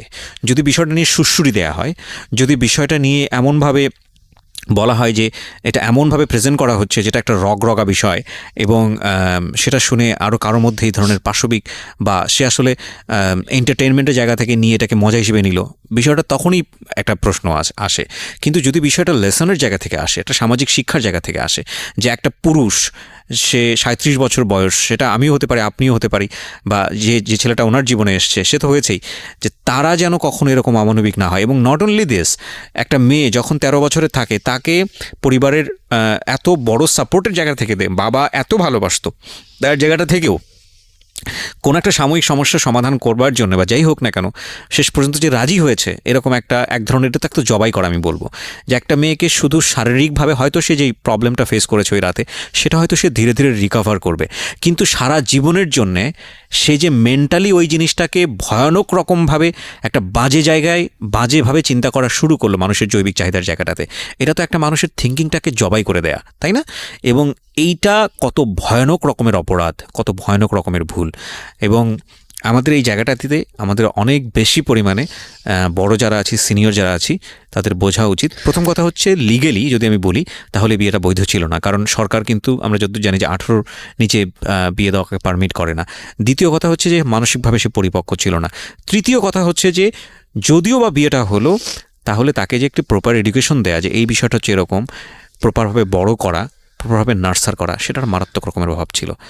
ঘটনা এখানে শেষ হয়ে যায় নাই, ঘটনা কিন্তু এখানে শুরু হলো। কারণ বাংলাদেশের অনেক মেয়ের জীবনে এরকম দুর্ধর্ষ রাত আসে, এবং এই রাতগুলো সারাটা জীবনের জন্যে তাকে বেদনার স্মৃতি, তাকে সারাটা জীবনের জন্য একটা ভয়ঙ্কর রকমের মোমেন্টের মধ্য দিয়ে নিয়ে যায়। আমরা এগুলো নিয়ে কথা বলতে পছন্দ করি না, আমরা এগুলো নিয়ে কথা বলি না, আমরা এগুলোকে নিয়ে কথা বলাটা একটা সামাজিক জায়গা থেকে ট্যাবু মনে করি।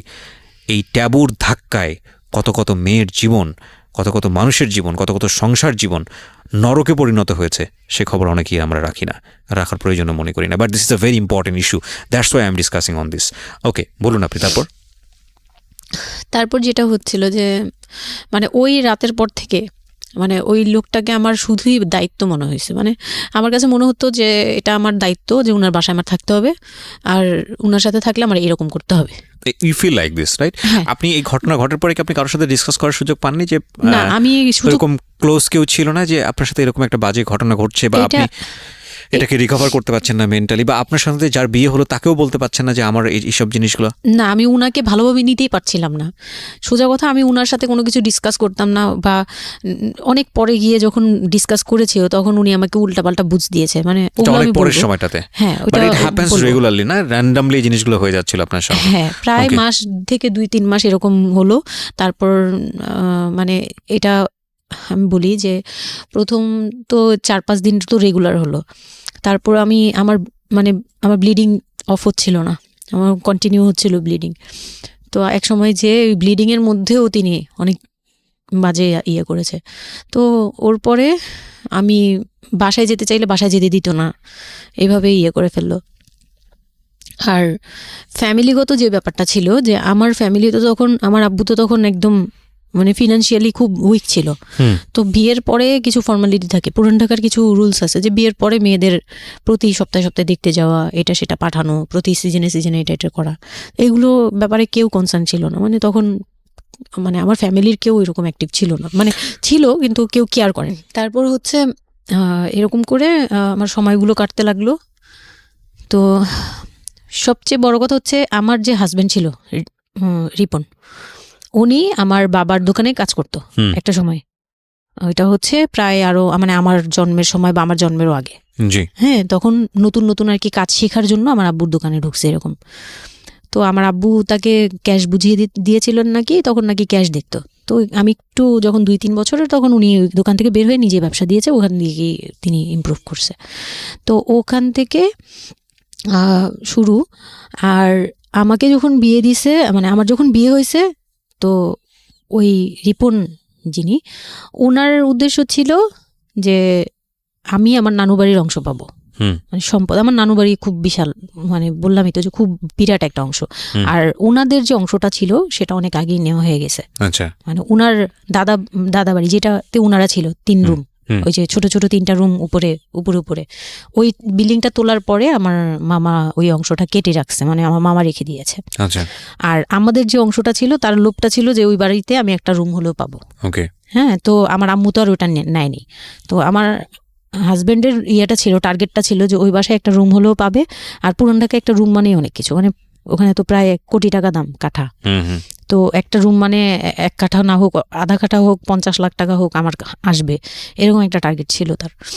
তো আর বিয়ের সময় তো অনেক কিছু নিয়ে, মানে গহনা টহনা নিয়ে, ফার্নিচার নিয়ে নানান কথা তো শুনতে হয়েছে, ওগুলাও ফেস করছি। মানে খুব পেইনফুল ছিল ওগুলা, কারণ আমি তখন এত কিছু বুঝি না। আমি তখন মাত্র মানে জামা কাপড় বানাই, ঘুরি ফিরি, খাই দেই, ব্যাস ওই পর্যন্তই। আমি কারো জিনিস নিয়েও মাথা ঘামাই না। ওখানে আমার উপরে প্রেশার আসছে যে আমার ফার্নিচার এমন কেন, আমার গহনা এমন কেন, তুমি বাসায় বলো না কেন, তোমার খাট এখনো আসতেছে না কেন। আমার বিয়ের পর খুব বৃষ্টি ছিল তখন, মানে আমার ফার্নিচার, আমার চাচা ছিল ফার্নিচারের, ওনার বিজনেস। তো আমার চাচার ফ্যাক্টরি থেকেই সবগুলো ফার্নিচার আসবে। তো ওনারা বলতেছে যে জাস্ট একটা কারণেই লেট হচ্ছে, রোদ পাচ্ছি না, রোদ পেলে তারপর কাঠগুলো শুকাবে, তারপরে হ্যাঁ, মানে জয়েন্ট দিলেই এখন এটা ফেটে ফেটে যাবে, এখন জয়েন্ট দিলে প্রবলেম হবে। এই জিনিসটা ওরা বুঝতেছে না। ওরা বলতেছে কেন দেরি করছে, নাকি ফাঁকিই দিচ্ছে, নানান ধরনের কথা তৈরি করতেছে। আর এই দিক দিয়ে আমি পেইন খাচ্ছি, ওই দিকে এক পেইন, মানে রাতে গিয়ে এক পেইন, দিনের বেলায় পেইন। মানে আমি পুরো মানসিকভাবে, মানে বলে না যে আমি হয়তো বা প্যারালাইজডের মতো হয়ে গেছিলাম, আমার মানসিক ভাবটা। জাস্ট শুনি আর শুনি, কিছু বলতে পারছি না এরকম। আর বাসায় গিয়ে কোনো কিছু বলি না, কারণ আব্বু অসুস্থ। আব্বু মেন্টালি অনেক প্রবলেম। আব্বু যখনই জিজ্ঞেস করে আম্মু তুমি ভালো আছো তো, আমি খালি হাসি দিয়ে বলছি হ্যাঁ।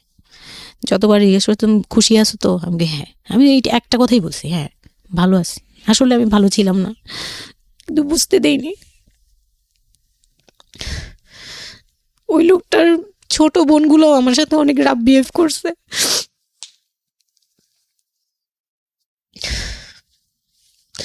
তো অনেক রুডলি আচরণ করেছে। আর উনার যে ছোট ভাইটা ছিল, মানে আমার যে মেজো ভাই যেটা আর কি, ওনার আগে যেটা বিয়ে করেছে, তো ওনার ওয়াইফ ছিল আমার অনেক বছরের বড়, কারণ তাদের বিয়ে হয়েছিল 12 বছর আগে। আমার বিয়ের 12 বছর আগে তার বিয়ে হয়েছিল। আমি যখন বাড়িতে বেড়াতে আসতাম তখন মানে ভাবি রাতে খাওয়া দাওয়া এরকম, আমি ভাবি বলেই ডাকতাম, কিন্তু সম্পর্কে আমি বড় যা। কিন্তু উনার প্রায় উনাকে আমাকে একসাথে কোথাও দেখলে কেউ বলতো যে তোমার মেয়েটা, মানে এইভাবে বলতো। তো ওই দিক থেকে উনার একটু, এটা জেলাসি বলবো না, এটা হয় আসলে, এটা নর্মাল একটা ব্যাপার। কারণ একটা উনি অনেক এইজ হয়ে গেছিল, উনি নিজের জায়গা থেকে নিজেকে একটু দুর্বল মনে করতো। আমাকে এমনিতে সাপোর্টও দিত, আবার অনেক সময় দেখে কিন্তু পেইনও দিত, অনেক পেইন দিত। কিন্তু আমি ওই সময়টাতেই কেন জানি আমি ছোট থেকে এই জিনিসগুলো বুঝতে চেষ্টা করি যে কেউ আমাকে কেন জেলাসি করছে, কারণ তার মধ্যে কোনো দুর্বলতা আছে, আমার ওইটার জন্য মায়া হয়। আমার কখনো এইটা মনে হয় না যে সে কেন জেলাসি করবে, আমি তার সাথে এখন কোচাকুচি করবো, মানে এই টাইপের মেন্টালিটি আসে না আমার। কেন জানি মনে হয় এই জায়গাটা যদি শুধরানো যেত, তাকে যদি একটু বোঝানো যেত আমি তাকে খুব ভালোবাসি বা আমি তাকে কিছু হেল্প করতে চাই, এরকম মনে হতো। তো ওই দিক থেকে আমি কিচ্ছু বলতাম না, কিন্তু সে আমাকে খুব পেইন দিত, কথাবার্তা এটা সেটা। উনি অনেক সিনিয়র পার্সন ছিল, তো কোনো গেস্ট আসলে আমাকে কিভাবে ছোট করবে, কিভাবে আমাকে অপমান করা যায়, কিভাবে কি দিয়ে, এগুলো নিয়ে সবসময় ইয়ে করতো। ওই দিকগুলো খুব পেইনফুল ছিল। তো ওগুলো যখন শেষ করলাম, মানে আমার যাকে বলতাম মাঝে মাঝে দুই একটা কথা, এগুলো নিয়ে সে আবার মানে মানে এখানে সেখানে বলে আরো ব্যাপারটাকে বড় বানাতো। তো আমি তখন বুঝতাম না, এখন বুঝি। তো এর মাঝখানে হলো কি, আমি প্রেগনেন্ট হলাম।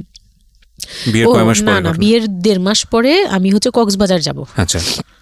আমার হাজবেন্ড বলতেছে যে ঈদ চলে আসছে, তুমি ঈদের মধ্যে কিছু না নিয়ে আসো, ঈদের পরে আমরা কক্সবাজার যাই, এখানে কোনো খরচ টরচ যাতে আমাদের না হয়, হ্যাঁ, এই জন্য আমরা কিছু কিনবো না। আমি বলছি আচ্ছা ঠিক আছে। তো তখন হচ্ছে বসুন্ধরা সিটি মার্কেটটা হচ্ছে নতুন হয়েছে। তো উনি বলতেছে আমরা বসুন্ধরা সিটিতে যাব শপিংয়ে, কিন্তু উনি যেটা বলতেছে যে আমার মানে বসুন্ধরা সিটিতে যাবে, কিন্তু আমাকে যে কিছু কিনে দিবে না এটা আমি জানতাম না। তো ওনার সাথে আমি গেলাম, প্রায় 20 থেকে 25 হাজার টাকা শপিং করলো। ওগুলা হচ্ছে সব ওনার বোন জামাই, বোনের বাচ্চা কাচ্চা, মানে ফ্যামিলির জন্য আর কি, ভাই বোন। আমিও পছন্দ করে করে কিনলাম সবার জন্যই যা যা লাগে। কেনাকাটার পরে আমি তো তখন ছোট মানুষ, তখন তো আমার 13-14 বছর বয়স। তো আমি কখনো এমন হয়নি যে আমি ঈদে জামা কাপড় নিইনি বা জামা কাপড় নতুন জামা কিনিনি, এরকম কখনোই হয়নি। তো ওইটা আমার বিয়ের ফার্স্ট ঈদ। তো আমার একটা শখ ছিল কি যে অন্তত একটা কটন ড্রেস হলেও আমি পাবো, এরকম একটা ইয়া ছিল আমার ভিতরে, যে না আমাকে কি আর না দিবে নাকি, বলছে দিবে না, হয়তো বা ভালো কিছু দিবে না, হয়তো নর্মাল কিছু হলেও আমাকে দিবে, ঈদে তো আর পুরনো জামা পরে থাকবো না। তো আমার এরকম ধারণা ছিল। ও পুরো শপিংটা শেষ করলো সারাদিনে, আমি রোজা রেখে পুরো শপিংটা করলাম খুব চয়েস করে করে। লাস্ট মোমেন্টে যে সে আমাকে নিয়ে চলে আসতেছে, যখন সে আমাকে নিয়ে রওনা দিল, মানে আমার মনটা খারাপ হয়ে গেল। আমি কিচ্ছু বলিনি, প্রথম ঈদ এটা। তো আমি কিচ্ছু বলিনি। সাচ এ ইডিয়েট, মানে নাথিং টু সে, মানে স্পিচলেস টোটালি। হ্যাঁ, পরে উনি কিচ্ছু কিনে দিল না আমাকে। তখন আমি না, মনটা খারাপ হলো আমার, কারণ স্বাভাবিক এটা। আমার এখনকার বয়স হলে হয়তো হাইড করতে পারতাম, আমি এখনও পারি না। সত্যি কথা বলতে আমি কখনোই নিজেকে হাইড করতে পারিনি, এখন তো, তখন তো আরও পারতাম না। তো উনি আমাকে করলো কি, যে আসার সময় বলতেছে যে একবারে নিচে, তখন বলতেছে তোমার কি মন খারাপ? আমি বলছি যে না, আমি তো কিছু নেই নাই, ঈদের দিন কি পরবো? তো বলতেছে তোমার তো অনেক ড্রেস নিয়ে আসছো, ওগুলা থেকেই পরো, ওগুলাই তো এখনো পুরোনো হয়নি, এখন দরকার কি আছে কেনার? বলে তারপরে চুড়ি দেখলো, চুড়ি দেখে আমাকে 2 মুঠ চুড়ি কিনে দিল 200 টাকা। এই ছিল আমার ঈদের, মানে ফার্স্ট অ্যান্ড লাস্ট, এইটাই ছিল আমার শপিং, আর কোনো কিচ্ছু কিনে দেয়নি সে আমাকে। তো বাসায় আসলাম, বাসায় আসার পরে তার ভাই বোনরা বলতেছে যে সবার জন্য কিনছেন, ওর জন্য কিছু নেন নাই। সে আমাকে, মানে তার ফ্যামিলি থেকে আমাকে সেভ করবে কি, সে আমাকে বরঞ্চ বলতেছে যে ওরে কি কিনে দিব, ওর বাসা থেকে আমারে কি দিছে যে আমি ওকে কিনে দিব। তখন আমি বুঝলাম যে ও আচ্ছা, সে কিনে দেয়নি। হ্যাঁ, তো আমি আর বাসায় কিন্তু কিছু বলিনি বা বাসায় যাইও নাই এর মধ্যে। বাসা থেকে আসলে সামর্থ্য কি ছিল আপনার ফ্যামিলিকে, মানে কিনে দেওয়া হয়েছিল কি ঈদের প্রথম দিন জামাইকে কিছু কিনে দেওয়া বা এরকম কোনো কিছু? হ্যাঁ, এটা করেছিল চান রাতে একবারে লাস্টের দিকে। শপিংটা হয়েছে তার আগে। তো সে এটা বলে ফেললো প্রায় 20 রোজার পরে এই ঘটনা আর কি। তো একবারে চাঁদ রাতের দিন আমার ভাই আর কি একটা পাঞ্জাবি গিফট করলো তাকে, আর সে আমাকে আর কিছুই দিল না। হ্যাঁ, সে ভাবতেছে যে আমি বুঝি বাসায় জানানোর পরে তখন এটা করছে। হ্যাঁ, তখন গিয়ে আরো খেপে গেল যে আমি নাকি বাসায় জানাইছি, তাকে ছোট করলাম এই জন্য। কিন্তু আসলে মানে সত্যি কথা বলতে যে আমি কিছুই বলি নাই, আমার মুখ দিয়ে তখন কথাই আসতো না, আমি ম্যানেজ কি করব, আমার তো কিছুই মাথায় থাকতো না তখন আমি তো পুরো মেন্টালি একটা ইয়েতে ছিলাম। তো আমার এমনও মনে হয়েছিল তখন, মানে ওই মাসখানিক যে সে আমাকে ওই ফিজিক্যাল টর্চারগুলো করতো, তখন আমার এমনও মনে হয়েছিল যে আমি এক কাজ করি, বের হয়ে কোথাও চলে যাই, মানে অজানার উদ্দেশ্যে কোথাও চলে যাই।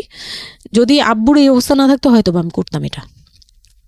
সত্যি কথা বলতে একমাত্র আব্বুর কথাটা যখন মনে আসছে, চোখে ভাসছে যে আমার আব্বু তো মরে যাবে, তখন গিয়ে আর এটা করতে পারিনি, নয়তো ঠিকই আমি বের হয়ে যেতাম।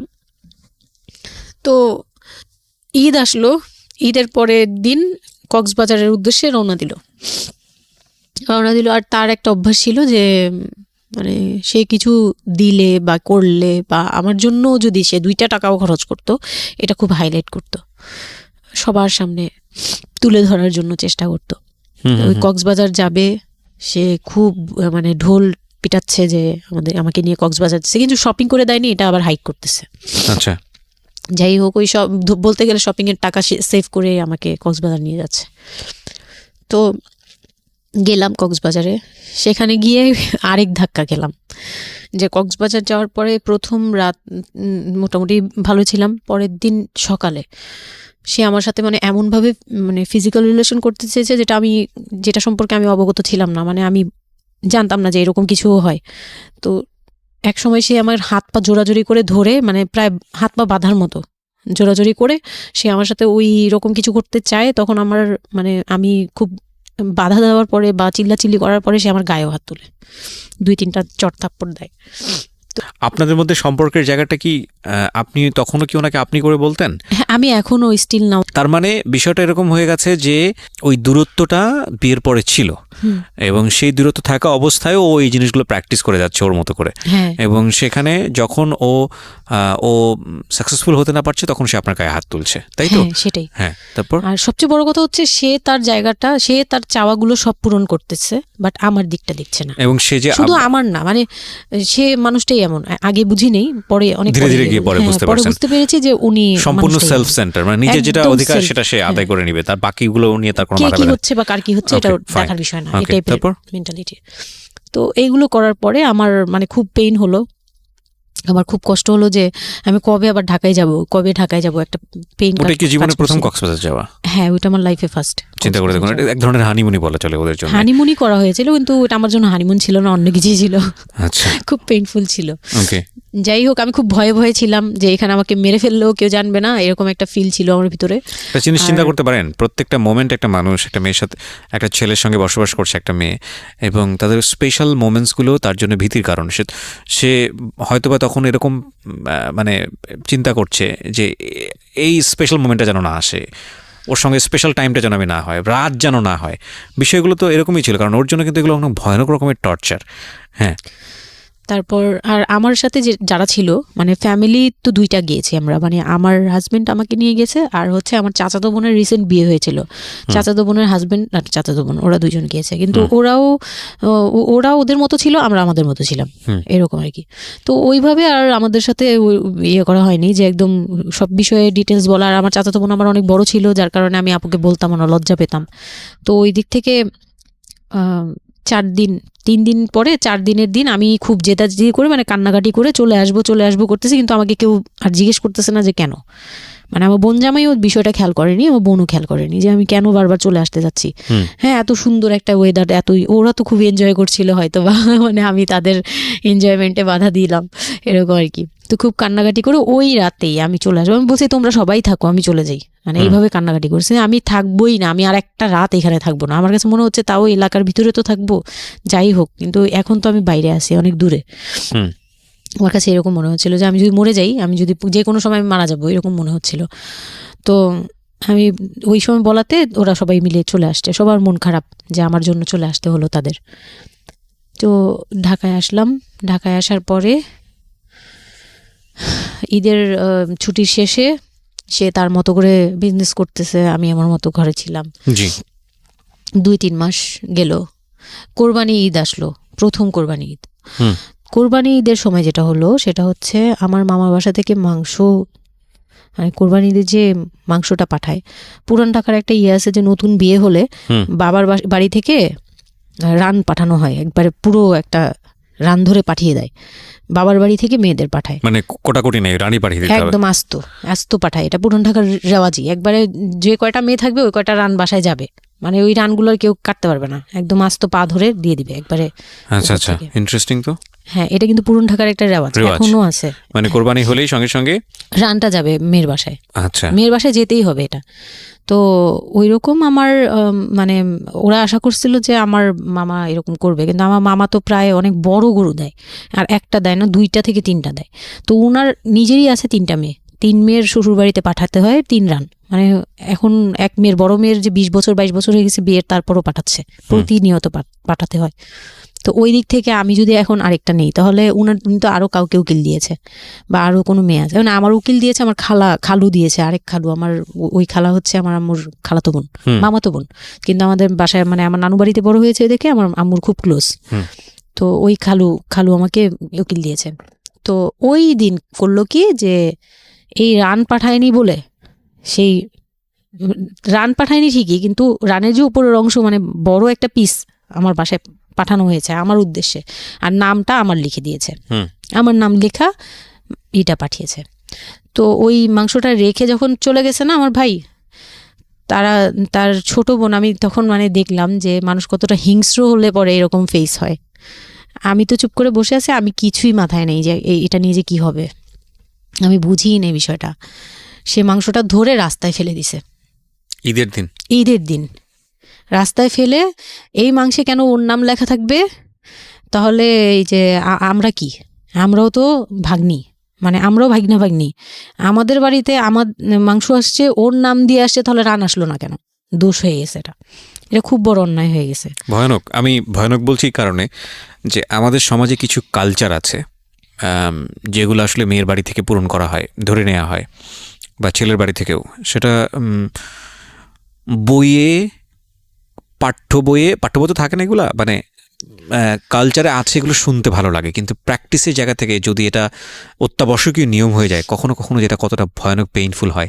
কান্ট ইউ এভার ইমাজিন যে বাবার সামর্থ্য নাই, তারপরে তাকে চিন্তা করতে হচ্ছে যে আমার মেয়ের বাড়িতে একটা রান পাঠাতে হবে, আমার কোরবানি দেওয়ার সামর্থ্য নাই, এই রান পাঠানোর জন্য আমাকে কোরবানি দিতে হচ্ছে। মানে আমাদের এই ব্যাড প্র্যাকটিসগুলা কতটা ভয়ানক হয়ে গেছে আমাদের সমাজে, এবং ইনফ্যাক্ট এগুলো নিয়ে কেউ কখনো কথা বলে না। এগুলো নিয়ে কথা বলা উচিত।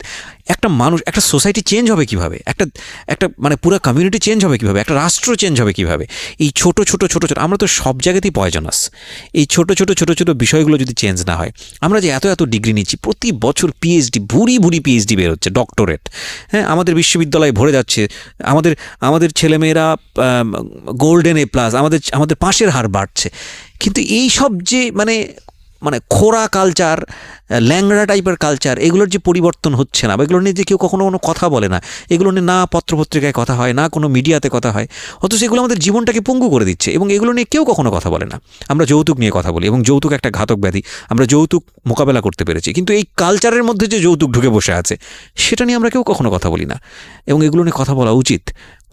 নইলে আমরা আসলে কিওর হব কিভাবে? আমরা যে বলি যে আমাদেরকে শুদ্ধ হতে হবে, আমরা মানুষ হিসেবে ভালো হতে হবে, বাট হাউ? আমাদের তো রন্ধ্রে প্রবলেম। সো প্রবলেমটাকে প্রবলেম বলা উচিত, অ্যাটলিস্ট কাউকে না কাউকে তো স্পিক আউট করতে হবে, এবং স্পিক আউট করলে তাহলে এই প্রবলেমগুলো সামনে আসবে, এবং সামনে আসলে এগুলো নিয়ে কিওর নিয়েও মানুষ কথাবার্তা বলবে। আমি তো জীবনে কোনোদিন শুনিও নাই, আমি জানি না পুরান ঢাকার এই কালচার যে মেয়ের বাড়িতে রান পাঠাতে হয়, এটা এখনো আছে, এবং এটা নিয়ে মোটামুটি মারামারি বাঁধার মতো অবস্থা। হ্যাঁ, এটা নিয়ে মানে এটা কোনোভাবেই মিস করা যাবে না, এরকম অবস্থা। তো আমার বাসায় কিন্তু রান আসছে, আমার বাসায় পরে রান আসছে। ওকে, ওইটা ছিল ঈদের দিন।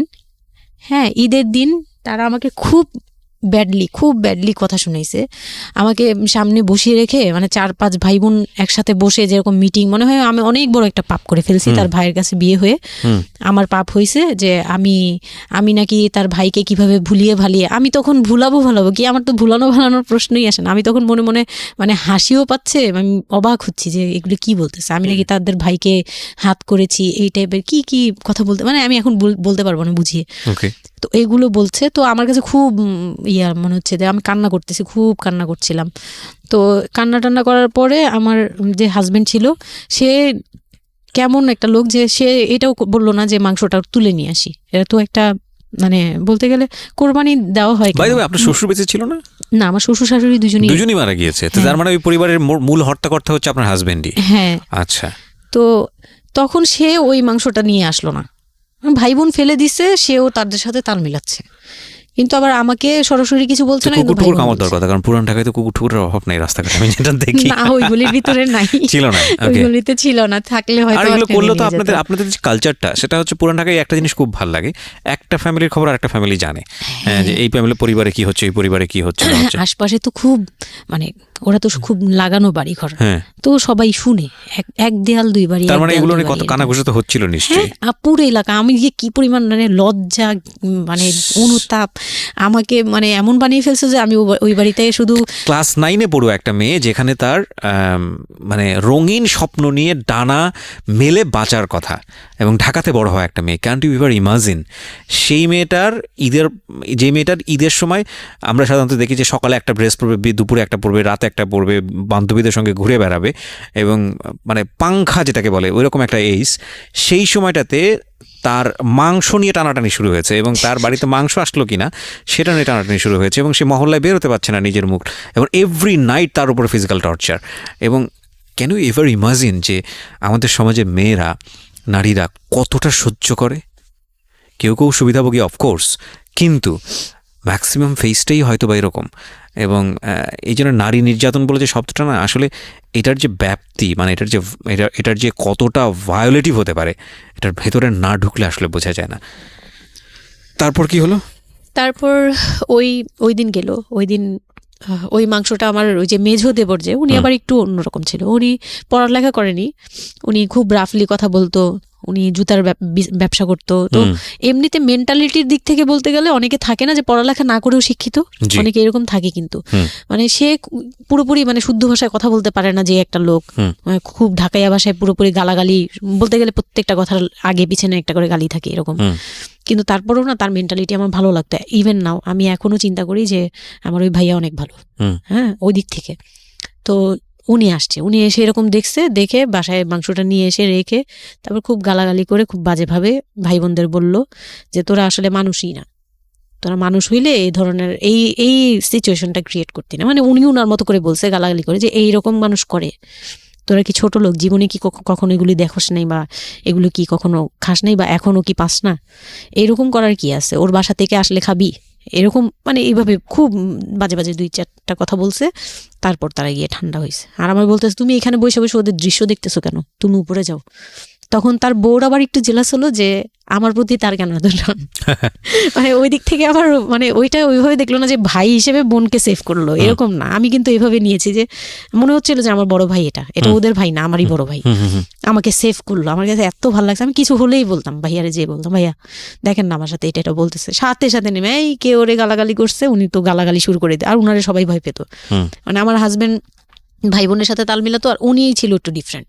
তো কিছু হলেই উনি বাসায় আসার অপেক্ষায় থাকতাম, উনি আসলে উনারে বলবো। একদম সিঁড়ি দিয়ে ওঠার সময়, নামার সময়, ভাইয়া আজকে আমার না এটা বলছে, এই সাথে সাথে ভালো হলি, মানে উনি মোটামুটি আমাকে সেফ রাখতো। আর ছোট যে দেবরটা ছিল, ও হচ্ছে একদম কোনো কথাই বলে না, চুপচাপ, ইয়েস নো কিছুই বলে না, চুপচাপ। সে আবার ছিল স্কুল টিচার, মানে ওই পুরো ফ্যামিলিতে ওই এডুকেটেড ছিল, মাস্টার্স কমপ্লিট করা আর কি। একটা খুব ভালো সাইড বেছে নিয়েছে যে কথা বলে এখানে লাভ হবে না। হ্যাঁ, সে একদম চুপ, নিরপেক্ষ। কারণ তাদের সাথে বলতে গেলে ভাই বোনের সাথে দ্বন্দ্ব হবে, আমার সাপোর্টে যেতে গেলে একটা বাজে কিছু ক্রিয়েট হবে, আবার আমাকে বকা দিতে গেলে এটা অন্যায় হবে। সে ওটা বুঝতো, মানে আমি যা সবকিছু মিলে যেটা দেখলাম যে এটার জন্যই সে চুপচাপ থাকতো। তো মানে উকিল মা যে ছিলেন আমার খালা, উনি কোরবানি দিয়ে পরের দিন রান পাঠাইছে।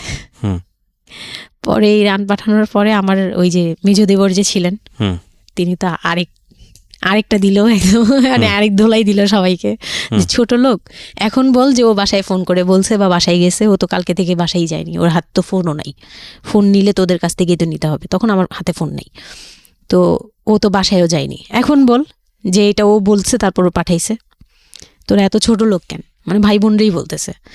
তো ওরা তো আর কিছু, হ্যাঁ এটা পাঠানো তো এটা উচিতই, এটা ওদের উচিত, এই সেই, এটা তেমন কিছু না, মানে সে তারা তারপরও ছোট হচ্ছে না, তারা মনে করতেছে এটাই করা উচিত ছিল, এটা না করলে আরেকটা কথা শুনাইতাম, এরকম বলতেছে উল্টা। তো এইগুলো করার পরে আমিও আর এগুলা মাথা থেকে ফেলে দিলাম, ভাইয়াও বলে টলে চলে গেল, আর আমার হাজবেন্ড যে ছিল সেও খুব খুশি, সে মানে আমার বাসা থেকে পাঠাইছে এই সেই। তো বিয়ের 4 মাস পরে মেইন পার্ট যেটা, যে আমি কনসেপ্ট করি, তখন আমি বুঝতে পারি না কনসেপ্ট করার 13-14 বছর বয়সে।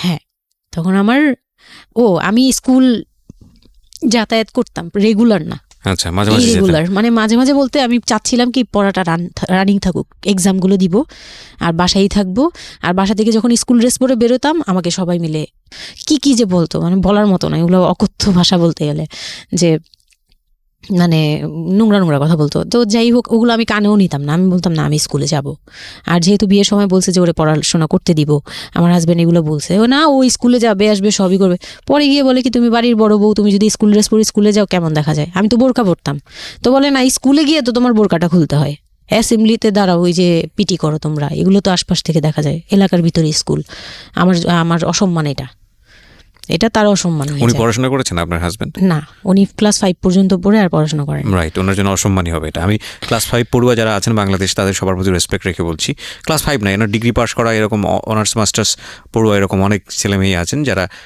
এই ধরনের মানে আজগুবি ল্যাংরা টাইপ যুক্তি দিয়ে জীবনটাকে চালান, তাদের জন্য এটা আসলে অযুক্তি কি হবে, কিছু করার নাই। হ্যাঁ, তো আমি তখন চিন্তা করছি যে আমি স্কুলে যাব, তো মাঝে মাঝে করতাম কি একটু করেই মানে ম্যানেজ করে যাওয়ার চেষ্টা করতাম, বিষয়টা যদি এরকম হতে ধরেন, আমি জানি না, প্রথম কথা যেটা ঠিকই হয়নি, মানে কোনো কিছুই ঠিক হয়নি, শুনছি আর মেজাজ খারাপ হচ্ছে আসলে, মানে কোনো কিছুই ঠিক হয়নি, তারপরেও যদি খারাপের মধ্যে ভালোটা চিন্তা করি, যে ঠিক আছে এত কিছু, একটা মানুষের এত খারাপ, একটা দিক তো ভালো থাকতে পারে না, ওর ওয়াইফকে সে সাথে করে নিয়ে, ঠিক আছে তোমার স্কুলে চলো আমি তোমাকে পৌঁছে দিয়ে আসি, স্কুলে পৌঁছে দিয়ে আসলো, স্কুল থেকে নিয়ে আসলো, কিছু জিনিস হয়তো ওনার আত্মসম্মানে লাগবে, যেহেতু উনি বেশি দূর পর্যন্ত লেখাপড়া করেনি, উনি অনেক কালচারের সাথে অভ্যস্ত না, এতটুকু হলেও তো ও নিজের মনটাকে বুঝতে দিতে পারতো যে না আমার হাজবেন্ড আমাকে কেয়ার করে, মানে স্টুপিডিটির আর কি, মানে লিমিটলেস স্টুপিডিটি যাকে বলে, হ্যাঁ তুমি অ্যাসেম্বলিতে দাঁড়াবে সেখানে তোমার লেখাপড়া বন্ধ, বদমাইশ। তারপর স্কুল বন্ধ করে দিল, না তখন আমি কনসেপ্ট করি, আমি বুঝতে পারিনি, আমার তখন টেস্ট পরীক্ষা চলছে স্কুলে, তো পরীক্ষা দিতে দিতে আমার মানে শারীরিক পরিবর্তন খেয়াল করলাম, যে আমার বমি লাগতেছে খুব, মানে বইয়ের দিকে তাকাতে পারছি না, খাতার দিকে তাকাতে মানে মাথা কেমন করতেছে, তখন ক্লাস 9-এ। তখন আপনি জানেন না আপনি কনসিভ করেছেন? না, তখনও মানে এইটার সিমটম ফার্স্ট।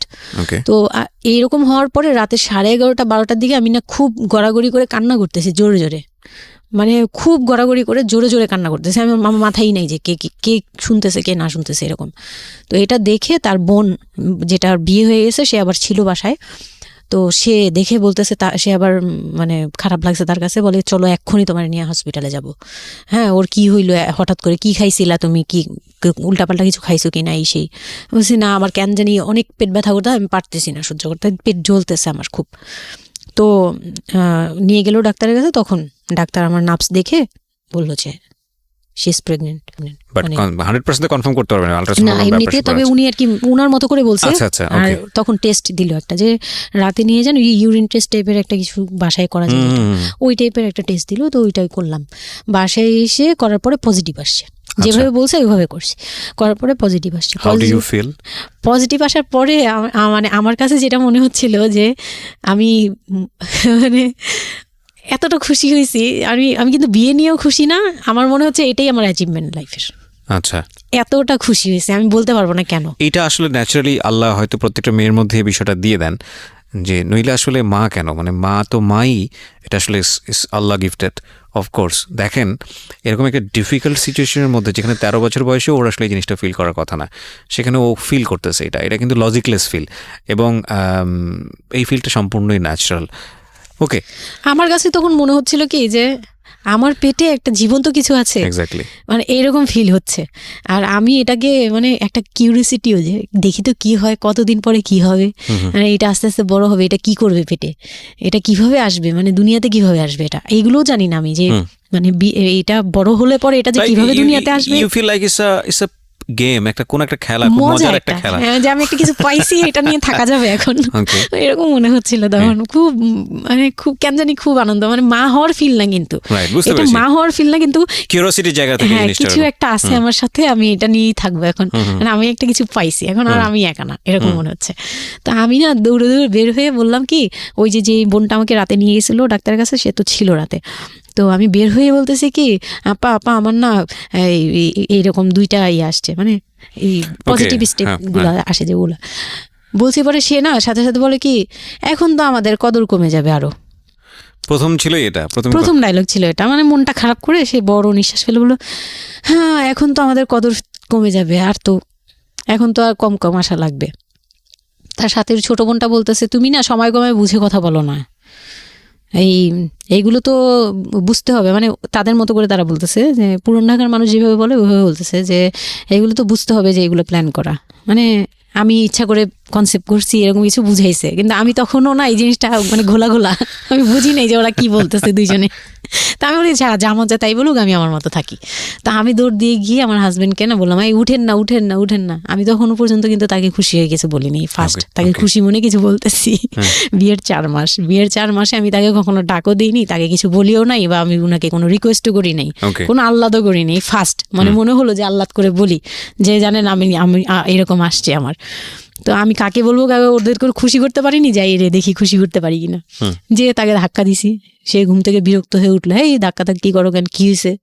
আমি তো মনটা ভেঙে আমি কি, যে আমি তো এরকম আমার পজিটিভ আসছে, দেখালাম যে এই যে এটা হলে না পজিটিভ হয়, রাতে পেট ব্যথা বলছিলাম না, তো ওইটার ইয়েতে এটা আসছে। তারপরে না চুপ হয়ে তাকায় আছে, বলে কি এইগুলা কি মানে বুঝলাম না। বলে কি এইটা তো ঠিক না। কি ঠিক না? তারপর বলতেছে যে এই এখন তো এগুলোর দরকার নেই আমাদের, এখন তো এগুলোর কোনো দরকার নাই। তো আমি বলি আপনি আমার স্কুল যেতে দিবেন না। আমি এবার তখন মুখ খুললাম, আপনি স্কুল যেতে দেন না, তারপরে আর আমি তো এই জিনিস মানে এটা কিভাবে কি হয়েছে আমি তো জানি না। আমি ভাবছি যে আপনি হয়তো বা কিছু করছেন, আমি জানি না। আমি তাকে এইভাবেই বললাম খুলে, যে আমি তো আসলে জানি না, যে আমি ভাবছি আপনি চাচ্ছিলেন এই জন্য হয়তো বা এরকম কিছু হয়েছে। আর মানে প্রোটেকশন নেওয়া টেওয়া সব কিছু তার উপর ডিপেন্ড করে। তারপর হচ্ছে এটা বলার পরে না মানে আমি আর কিছু বলার মতো ইয়েতে ছিলাম না, আমি চুপচাপ, যে ওরা কি করবে না করবে আমি কিছু জানি না। তো আমার হাজবেন্ড যেটা করলো, যে সে চাচ্ছিল না যে আমি মানে সে চাচ্ছিল না বেবিটা, মূল কথা হচ্ছে সে চাচ্ছে এটাকে অ্যাবর্ট করে ফেলতে, মানে কিন্তু কিছু বলতেও পারছে না। আমি এবার বাসায়ও বলছি, বাসায় সবাইও খুব চিন্তিত আমার এইটুক বয়সে আমি কিভাবে কি করব। আর এদিক দিয়ে আমি এবার কিছুই বলছি না, আমি আমার মতো করে চলছি, নর্মাল লাইফ কাটাচ্ছি। আমার কোনো শারীরিক পরিবর্তন তেমন আসে নাই, সত্যি কথা বলতে। শুধু একটু মানে কিছু কিছু খাবার আছে একটু বাজে লাগতো, এই ছাড়া আমার সবই নর্মাল। আমি নর্মাল ওয়েতেই আমি ওই ওষুধ খাচ্ছি রেগুলার, আর হাঁটা চলা করতেছি, লাফালাফি সিঁড়ি বাওয়া কোনো কিছুতেই আমার ইয়ে নেই। আছে ডাক্তার থেকেও কোনো ধরনের কোনো কন্ডিশন দেয়নি? না, ডাক্তার দিয়েছে, ডাক্তার ওই যে 2-1টা ওষুধ দিয়েছে। প্রথম কথা হচ্ছে ডাক্তার থেকে যে বাক্যটা আসলে ছিল যে এই 13 বছরের মেয়ের সাথে এটা কিভাবে হলো? ও ডাক্তার, হ্যাঁ। তখন যখন ফার্স্টে ওই দেখলো, তো উনি বললো যে এটা তো আসলে নষ্ট করাটা ওর জন্য রিস্ক। এক্স্যাক্টলি, মানে সব দিক থেকে তো রিস্ক। ডাক্তার যেটা বললো, যে জাফর ইকবাল আমার বাসার পাশেই ছিল উনি, তো উনি আমাকে যেটা বললো যে এই মেয়ের মানে রাখাটাও যেমন রিস্ক, ফেলে দেওয়াটা। আর যেহেতু মানে আল্লাহকে তো সবাই বিশ্বাস করি, তো বলতেছে যে যেহেতু আল্লাহ চাচ্ছে, যেহেতু এসেই পড়ছে, এটাকে নিয়ে আমরা মাতাবুরি না করি, যেহেতু রাখাও রিস্ক ফেলে দেওয়াও রিস্ক, তো রাখুক না। এটা এইভাবে আল্লাহকে নিয়ে বলা যাবে না, এমন বলছে, ভুল বলেছে না। উনি বলছেন থাক ঠিক আছে, যদি ভাগ্যে থেকে থাকে তাহলে হবে। আর এই বয়সে হয়, কিন্তু এত অল্প বয়সে নেওয়াটা ঠিক না, উনিও এটা বলছে।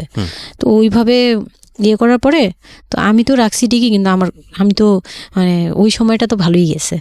বাচ্চাটা হওয়ার পরে তো আমি বুঝতে পারছি যে আসলে জিনিসটা যে আমার পুরো কত বড় একটা ইয়ে ছিল। এখন আপনার হাজবেন্ড হ্যাপি না, সে চিন্তিত বিষয়টা নিয়ে। তারপরে কি হলো? তারপরে থেকে তার মধ্যে আমার মধ্যে একটা বিরাট গ্যাপ তৈরি হলো। সে আমার সাথে মানে টোটালি মিশে না।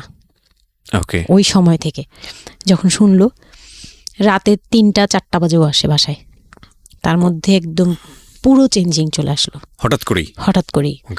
কি কারণে জানি না, মানে আমি নিজেও জানি না আমার কি ভুল ছিল বা কি, আমি নিজেও বুঝছিলাম না তখন।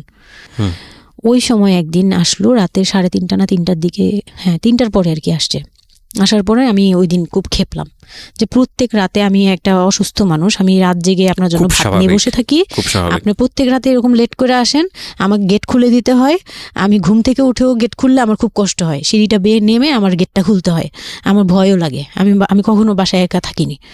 ওই প্রথম মানে আমাকে সে চুলে ধরে সে টেনে ও সিঁড়ি দিয়ে নামাইছে, মানে নামায় সে আমাকে বের করে দিবে এখনই, হ্যাঁ এত বড় হয়ে গেছে, সাহস হয়ে গেছে, এক্ষুনি বাসা থেকে বের হও। সে কিন্তু নেশাও করে নাই, কিচ্ছু না, সুস্থ একটা মানুষ, এরকম করতেছে। তো তার ভাই বোনগুলো এসে বলতেছে আপনি কি মানুষজন কি বলবে, তারা মানুষজনের চিন্তা করতেছে, কিন্তু আমার যে টর্চার হচ্ছে এটা বলতেছে না। এইটা আরেকটা বিষয়, এই যে এগুলো বিষয় আসলে না আমার মেজাজ খুব খারাপ হয়ে যায়। যাই হোক, আপনি যেটা আনছেন আমি খুব সেন্সিটিভ একটা বিষয় একটু কথা বলতে চাই। সেটা হচ্ছে এই যে আপনারা যত মানুষজন চিন্তা করেন, নিজের ঘরের ভিতরে একটা মানুষ ঠিক নাই, এটা আমি আপনাদের কথা বলছি না, এটা বাংলাদেশের সামাজিক অবস্থার চিত্র।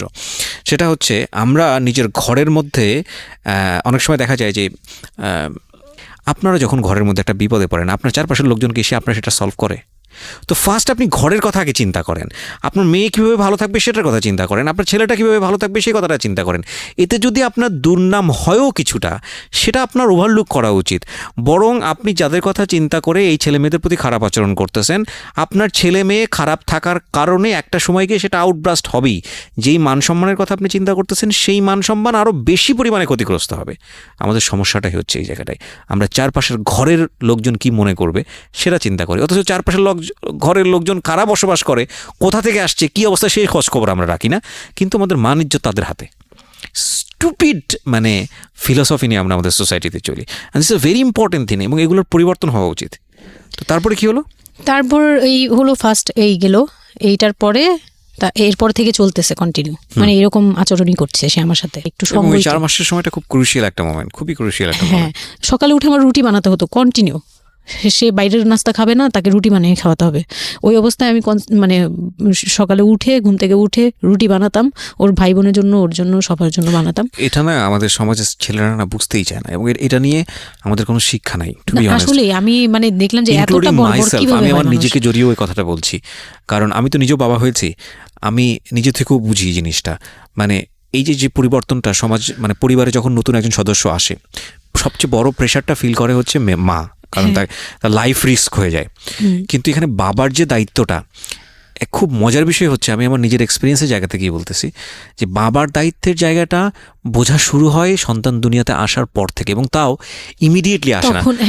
সন্তান একটু করে বড় হচ্ছে, অ্যাটাচমেন্টটা হচ্ছে, যখন নড়াচড়া সামনে দিয়ে নড়াচড়া করতেছে, একটু মিস হচ্ছে, দূরে থাকতেছে, তারপরে গিয়ে মানে সন্তান যখন মোটামুটি প্রাপ্তবয়স্ক 1 বছর 2 বছর বয়স, ওই সময় বাবা ফিলটা আসে, তুলে দেয়, তখন গিয়ে প্রেজেন্টার নাই বাবা, তখন হচ্ছে বাবা ফিলটা পায়। তার আগ পর্যন্ত বাবা বুঝতেই পারে না, তার মানে আসলে কি বাচ্চাটা আমার কোত্থেকে আসলো, এই সত্য ফিলটা এরকম থাকে। এটা খুব ন্যাচারাল একটা ফিল, কিন্তু এই ন্যাচারাল ফিলটার সুযোগ নিয়ে অনেক সময় আমরা একটা অবুঝের মতো আচরণ করে ফেলি, ভয়ানক বাজে আচরণ করে ফেলি। একটা ইয়ে থাকে, মাত্রা থাকে, যেমন আপনি কতটুকু মানে কতটুকু কেয়ারফুল ছিলেন, কতটুকু ইয়ে ছিলেন, এটার কিন্তু একটা লেভেল আছে, পার্সেন্টেজ আছে, এবং এটা নিয়ে শেখানো উচিত আমাদের আমাদের আমাদের আমাদের মানে এডুকেশন সিস্টেমের মধ্যে তো নাই। এবং আমরা জানি না ম্যারেজ কাউন্সিলিং বলে অনেক একটা বিষয় আছে, এগুলো তো আমাদের প্র্যাকটিসে নাই, কোনোভাবেই নাই, এগুলো তো আমাদের কাছে চিন্তাই করা যায় না, বিলাসিতা এবং আমাদের রাইট। এবং বাবা যিনি, একটা হচ্ছে যে মা হওয়ার একটা প্রিপারেশন দরকার আছে, মেন্টাল প্রিপারেশন, একটা বাবা হওয়ার জন্য একটা মেন্টাল প্রিপারেশন দরকার আছে। আমাদের সমাজে এটা টোটালি মিসিং। আমরা এই নারী দিদিদের কাছ থেকে যে গাইডটা পেয়ে আসছি, এবং সেটা না বুঝে না শুনে প্র্যাকটিস করেছি। রাইট, আমি জানি না, আজকে আমি শুরুতেই কথাগুলো বলতেছি, হয়তো আমরা ওই রাতারাতি পরিবর্তনের জায়গায় যেতে পারবো না, বাট আমি শুধু একটা কথাই বলতে চাই, সেটা হচ্ছে বাবাদের দায়িত্বটা অনেক বেশি, বিশেষ করে বাচ্চা চলে আসার পর থেকে মেন্টাল সাপোর্টটা খুবই জরুরি। হ্যাঁ, এবং কারণ এটা একটা মেয়ের লাইফ রিস্কের প্রশ্ন, এবং আপনি জানবেন না যে সে আসলে কতটা ভয়ানক রকমের লাইফ রিস্কের মধ্যে রেখে সে একটা সুন্দর স্বপ্ন দেখে। তো ওই মানুষের পাশে কিছুই না, আপনি শুধু কোম্পানি দেন, এবং এই কোম্পানিটা তারা খুব মিস করে এই সময়টাতে। হ্যাঁ, এটাই ও বলার চেষ্টা করছে। তারপর হচ্ছে যে আমার বেবি হলো হসপিটালে, যখন মেয়ে হলো, তো এই রুমটাতে ঢোকার পর্যন্ত আমি খুব ইয়েতে ছিলাম, মানে রুমটাতে যখন ঢুকি তখন আমি কান্না করছিলাম, খুব ভয় ভয় ছিল যে হ্যাঁ, তখন মনে হচ্ছিল যে আমি মরেই যাই নাকি এরকম মনে হচ্ছিল। আর আমাকে তো মানে অপারেশন করবে, তারাও ডাক্তার বলতেছে এই মেয়ের অপারেশন কি করব, আর এই মেয়ে নর্মালি কি বেবি দিবে।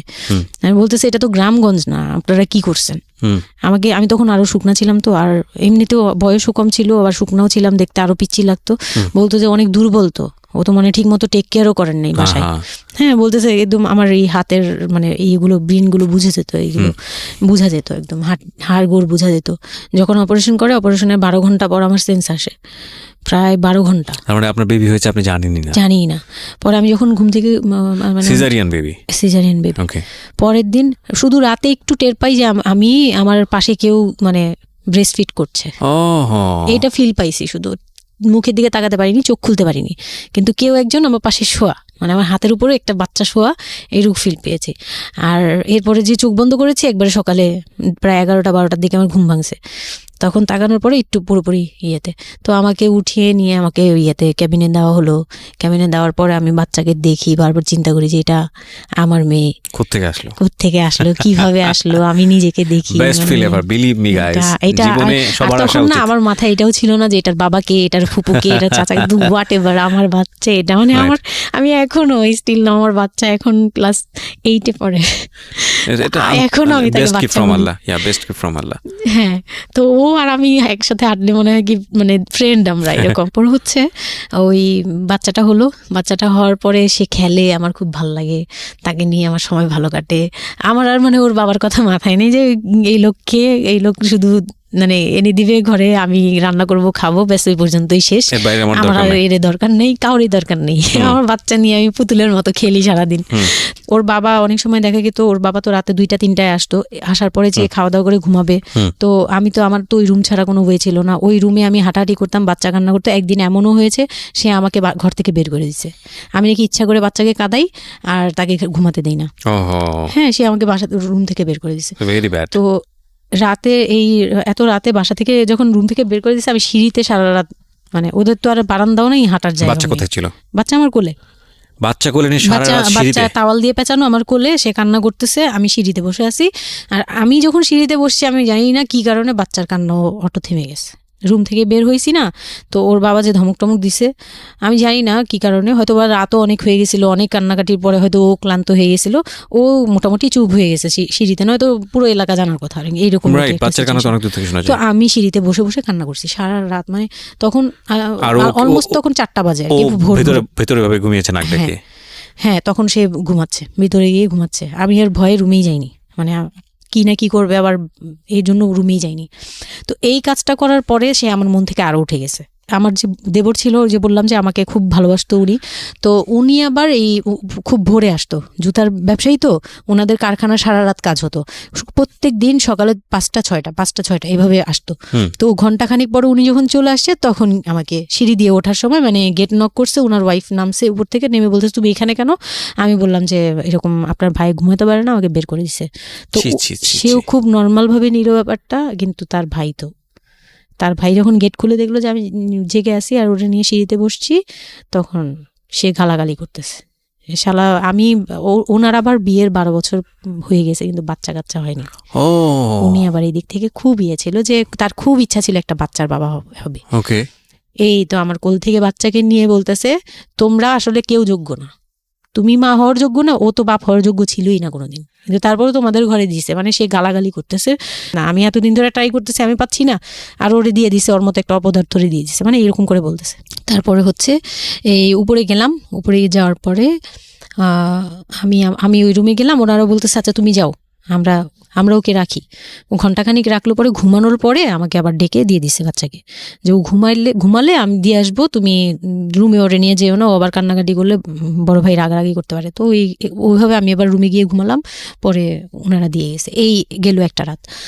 তারপর আমার বাচ্চাটা যখন 3-4 বছর হয়, মানে এইভাবে বাচ্চা কোলে আদর করতো, বাচ্চা নিত, কোলে নিত না, বাচ্চা কোলে নিতে পারতো না।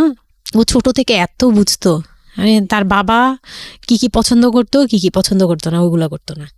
মানে খুব কেয়ারফুললি, আর এত শান্ত যে তাকে যে এখানে বসে থাকতে বললে সে 2 ঘন্টাও ওইখানেই খেলতে থাকবে, কিন্তু ওখান থেকে নড়বে চড়বে না। তো আমি চিন্তা করে দেখলাম কি আমি ইম্যাচিউর মাদার, তো হয়তো বা সৃষ্টিকর্তা এর জন্যই আমাকে এরকম একটা ভেবে দিয়েছে যে ওই তোমাকে বুঝুক। ইভেন নাও মানে এখন যে ও এত বড় হয়ে গেছে তারপরেও আমাকে অনেক কিছু বুঝায়, মানে সে আমার চেয়ে ভালো বুঝে, আমি বুঝি। তো যাই হোক, ও যখন 3 বছর হলো, 3 বছর 3.5 বছর, তখনই আমি তাকে স্কুলে দিব। এডিট পার্ট আর 15 মিনিট আছে। আচ্ছা, সো সুইচ করেন, হ্যাঁ, মূল বিষয়গুলো আনেন। তো ওখানে হচ্ছে 3 বছরের কালে আমি ওকে স্কুলে দিলাম। স্কুলে দেওয়ার পরে আমি ওখান থেকে ওরে স্কুলে দিয়ে আমি নিজে ভর্তি হলাম ইয়েতে, ওপেন ইউনিভার্সিটি, মানে বুঝতে পেরেছি, উন্মুক্ত বিশ্ববিদ্যালয়। হ্যাঁ, ক্লাস 9-এ ভর্তি হলাম। তো ও পড়াশোনা করে, আমিও করি। বাসায় বা আশপাশে সবাই আমাকে নানান ধরনের কথা বলে যে মা মেয়ে একসাথে স্কুল ব্যাগ নিয়ে যায়, কেমন দেখা যায়। আমি বলছি যা মন চায় তাই দেখা যাক। আমার তখন আমি একটু ডেসপারেট হয়ে গেছিলাম। এটাই বলছিলাম যে এই ধরনের মেয়েরা সাধারণত জীবনের একটা পর্যায়ে মারাত্মক রকমের ডেসপারেট হয়ে যায়। এটা শুধু মেয়েরা বলবো না, মানুষ বলবো আমি। তো আমি নিজে ইংলিশ মিডিয়ামে পড়ছি, তো মানে খুব বেশি বয়সগুলো পার হয়, ভালো লাগে না। তো বাংলা মিডিয়ামে দিলাম। শিশু শ্রেণী থেকে 1-এ উঠে গেল 4 বছর বয়সে। এইভাবে করে সে উঠতেছে, মানে সে খুব ভালো রেজাল্ট করে। আমারও খুব মজা লাগতে লাগলো। আমি তাকে পড়াই, নিজে পড়ি। 2 জন মা মেয়ে মিলে ওকে স্কুলে দিয়ে দেখা যায় আমি আমার কোচিংয়ে যাই। আমি আবার কোচিং করা শুরু করলাম। তো সেও খুব মজা পেত যে তোমার ব্যাগ আর আমার ব্যাগ, মানে ওয়েট করতো। খুব মজার একটা সময় ছিল যে 2 জনের টিফিন নিয়ে যাচ্ছি। তো আমরা খুব মজা করে এরকম ক্লাস করতাম। ওর বাবার মাঝখানে একটু জেলাসি হলো, মানে মাঝে মাঝে খুব জেলাসি করতো। তো এইগুলো নিয়ে একটা পর্যায়ে যে বিয়ের প্রায় 6 বছর বা 7 বছর কালে তার বাবা এমনভাবে একটা লোন করলো, 8 লাখ টাকার একটা লোন করলো। আমি এটা বুঝতে পারিনি, আমি তখন মাত্র এসএসসি পাস। রিপন? হ্যাঁ, 8 লাখ টাকার লোন। 8 লাখ টাকার লোন ব্র্যাক ব্যাংক থেকে। ওকে, 8 লাখ টাকার একটা লোন করলো। আমি তখন জুয়া খেলে একদম কঠিন, তখন সে চরম পর্যায়ে চলে গেছে। বুঝে গেছে যা হওয়ার। বলেন তারপরে? পরে গিয়ে সে করলো কি, 8 লাখ টাকার একটা লোন নিবে, এটার জন্য বোর্ড সিগনেচার নাকি লাগে। আমি এটা জানতাম না। বউয়ের সিগনেচার লাগে? হ্যাঁ, বউয়ের সিগনেচার লাগে, মানে গ্রান্টর হিসেবে একটা বিজনেসম্যান, বড় বিজনেসম্যান আর একটা বোর, মানে বড় বিজনেসম্যান বা একটা দোকান বা একটা বাড়ি ইয়া লাগে। তো কেউ তো রেফারেন্স দিবে না তাকে। ওই এক দোকানদার ভাইয়া ছিল, বড় ভাই, মুরব্বি টাইপের, বড় ভাই বলতো উনি। ওই লোকটা দিছে সিগনেচার, আর আমার সিগনেচার না তো কোনো ব্যাপারই না, কারণ আমাকে যা দিবে আমি তাই। আমার কি বা আছে, আর আমার কাছে কি বা লিখে নিবে, নাও একটা সিগনেচার দাও, তোমার কিছু হবে না, এটা জাস্ট একটা ফর্মালিটি, এভাবে বলছে। আমি সিগনেচার করে দিয়েছি। সেদিন তো আমাকে সে কি জানি খাওয়ালো, মানে আমাকে খুব ভুলায় ভালায় সিগনেচার নিয়েছে। তারপরে থেকে শুরু হয়েছে আমার মানে লাইফের সব, মানে আমি কত বড় ভুলটা করছি। তারপর থেকে সে নাই একবারে নাই। মানে সে বাসা ভাড়া নিয়েছিলাম এর মাঝখানে, এটা বলতে ভুলে গেছি যে আমার দেবর ননদের বিয়ে হওয়ার পরে ওই বাড়িটাতে, মানে ননদের বিয়ের জন্য ওই বাড়িতে হচ্ছিল না। পরে আমরা বাসা শিফট করে, মানে ওই বাসা ভাড়া দিয়ে অন্য একটা বাসায় ভাড়া গেছি, ফ্ল্যাট নিয়ে ভাড়া যাওয়ার পরে ওই ননদের বিয়ে হওয়ার পরে তারপরে আবার যার মতো আলাদা আলাদা রুম নিয়ে থাকা, মানে বাসা নিয়ে থাকা। তো আমাকে যে ফ্ল্যাটটা নিয়ে দিয়েছিল 1 রুমের ছোট্ট একটা ফ্ল্যাট, হ্যাঁ, ওই ফ্ল্যাটে ছিলাম। তো ওইখানে আমার এই যে সিগনেচারটা করায়, মানে ভাই বোন থেকে আলাদা হওয়ার পরে সে তার ভাই বোনকেও ভয় পেত এসব ব্যাপারে। আচ্ছা, তো আমাকে তারা হাইড করছে যে সে জুয়া খেলে, যে এটা আমাকে বলেনি। তো আমি একদিন টের পাইছি কিভাবে, যে ঈদের দিন, মানে লাস্ট ঈদ, ওনার সাথে আমার লাস্ট, মানে লোনটা নেওয়ার আগ পর্যন্ত আপনি জানতেন না যে সে জুয়া খেলে? না, তখনও বুঝি নাই। তার আগে কিন্তু আমি এটা ধরছিও, কিন্তু ধরেও বুঝতে পারিনি। 8 লাখ টাকার যে ঘটনাটা, এটা থেকেই শুরু। মানে সে হচ্ছে এই 8 লাখ টাকার লোন নিয়ে চলে গেছে। 2 মাস 3 মাস একদম, মানে টোটালি নাম্বার বন্ধ, সব বন্ধ। তারপরে ওই পরের মাস থেকে তো লোনের যে একটা ইয়ে থাকে, ইন্টারেস্ট সহ, যে ওইগুলোর জন্য তারা বাসায় পর্যন্ত চলে আসছে। এসে আমাকে অপমান করতেছে যে আপনি সহ জানেন, আপনি না জানলে এটা সম্ভবই না, আপনি জানেন, নয়তো আপনি সিগনেচার দিলেন কিভাবে, সিগনেচার কি না জেনে দিয়েছেন? তখন আমি কান্নাকাটি করে বলছি যে আমি আসলে এই বিষয়টা বুঝি নাই ভাইয়া। তো ওনাদেরকে বলার পরে ওনারা বুঝছে যে আসলে ঘটনাটা এরকমই। তো প্রায় 6-7 মাস যাওয়ার পরে দেখি উনি আর আসেই না। তারপর আমি বাসা চেঞ্জ করে আমার বোনের সাথে বাসা নিলাম, রুম নিলাম। একটা রুম নিয়ে মেয়েকে নিয়ে খুব কষ্ট করে থাকি। আমি একটা জব নিলাম ভালো একটা কোম্পানিতে। তখন আমি এসএসসি পাস।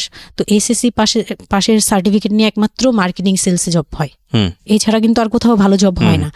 আমি খোঁজ খবর নিয়ে দেখলাম যে না, মার্কেটিং এর সেলসে যেহেতু জব আছে, তো ইউনিলিভারের খুব ভালো একটা পজিশনে জব নিলাম, ওকে, সেলসে জব নিলাম। পরে মোটামুটি 10-12 হাজার টাকার মতো স্যালারি ছিল, ওটা দিয়েই চলতাম। মেয়েকে নিয়ে বাড়ি ভাড়া দিতাম 4-4.5 হাজার জামাই টাকা। কোথায় ওই সময় আপনি জানেন না? না, আমি যখন তারপর হুট করে একদিন আসছে, এসে তারপর দেখি ঘরে বসে থাকে, সারাক্ষণ ঘরে বসে থাকে, ব্যাংকের লোক আসবে শুনলেই বের হয়ে যায়।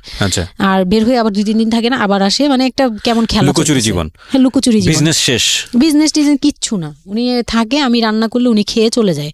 আর উনি যে খায়, মানে তখন জিজ্ঞেসও করে না যে মেয়ে খাইছে বা তুমি খাইছো কিনা, কিচ্ছু না। এটা উচ্ছন্ন জীবন এবং টেনশনলেস, কেমন জানি মানে একটা মানে পশু টাইপের হয়ে গেছিল। মানে বলতে গেলে গরু ছাগল যেরকম থাকে ওরকম।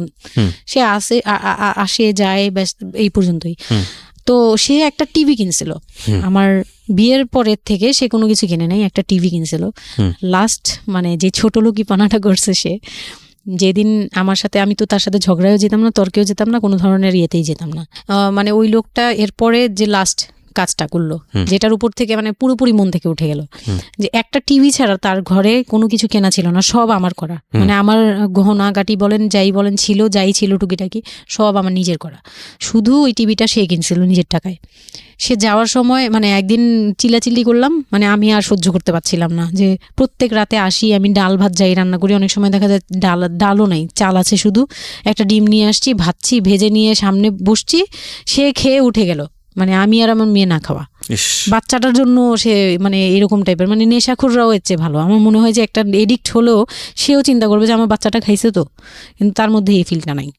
তো আমার একদম বিরক্ত হয়ে গেলাম এক পর্যায়ে। তারপর আমি বললাম যে আপনি আর কত এরকম করবেন, আপনি এরকম কেন শুরু করছেন, আপনি কি চান আসলে, আমাদের কাছে কি চান?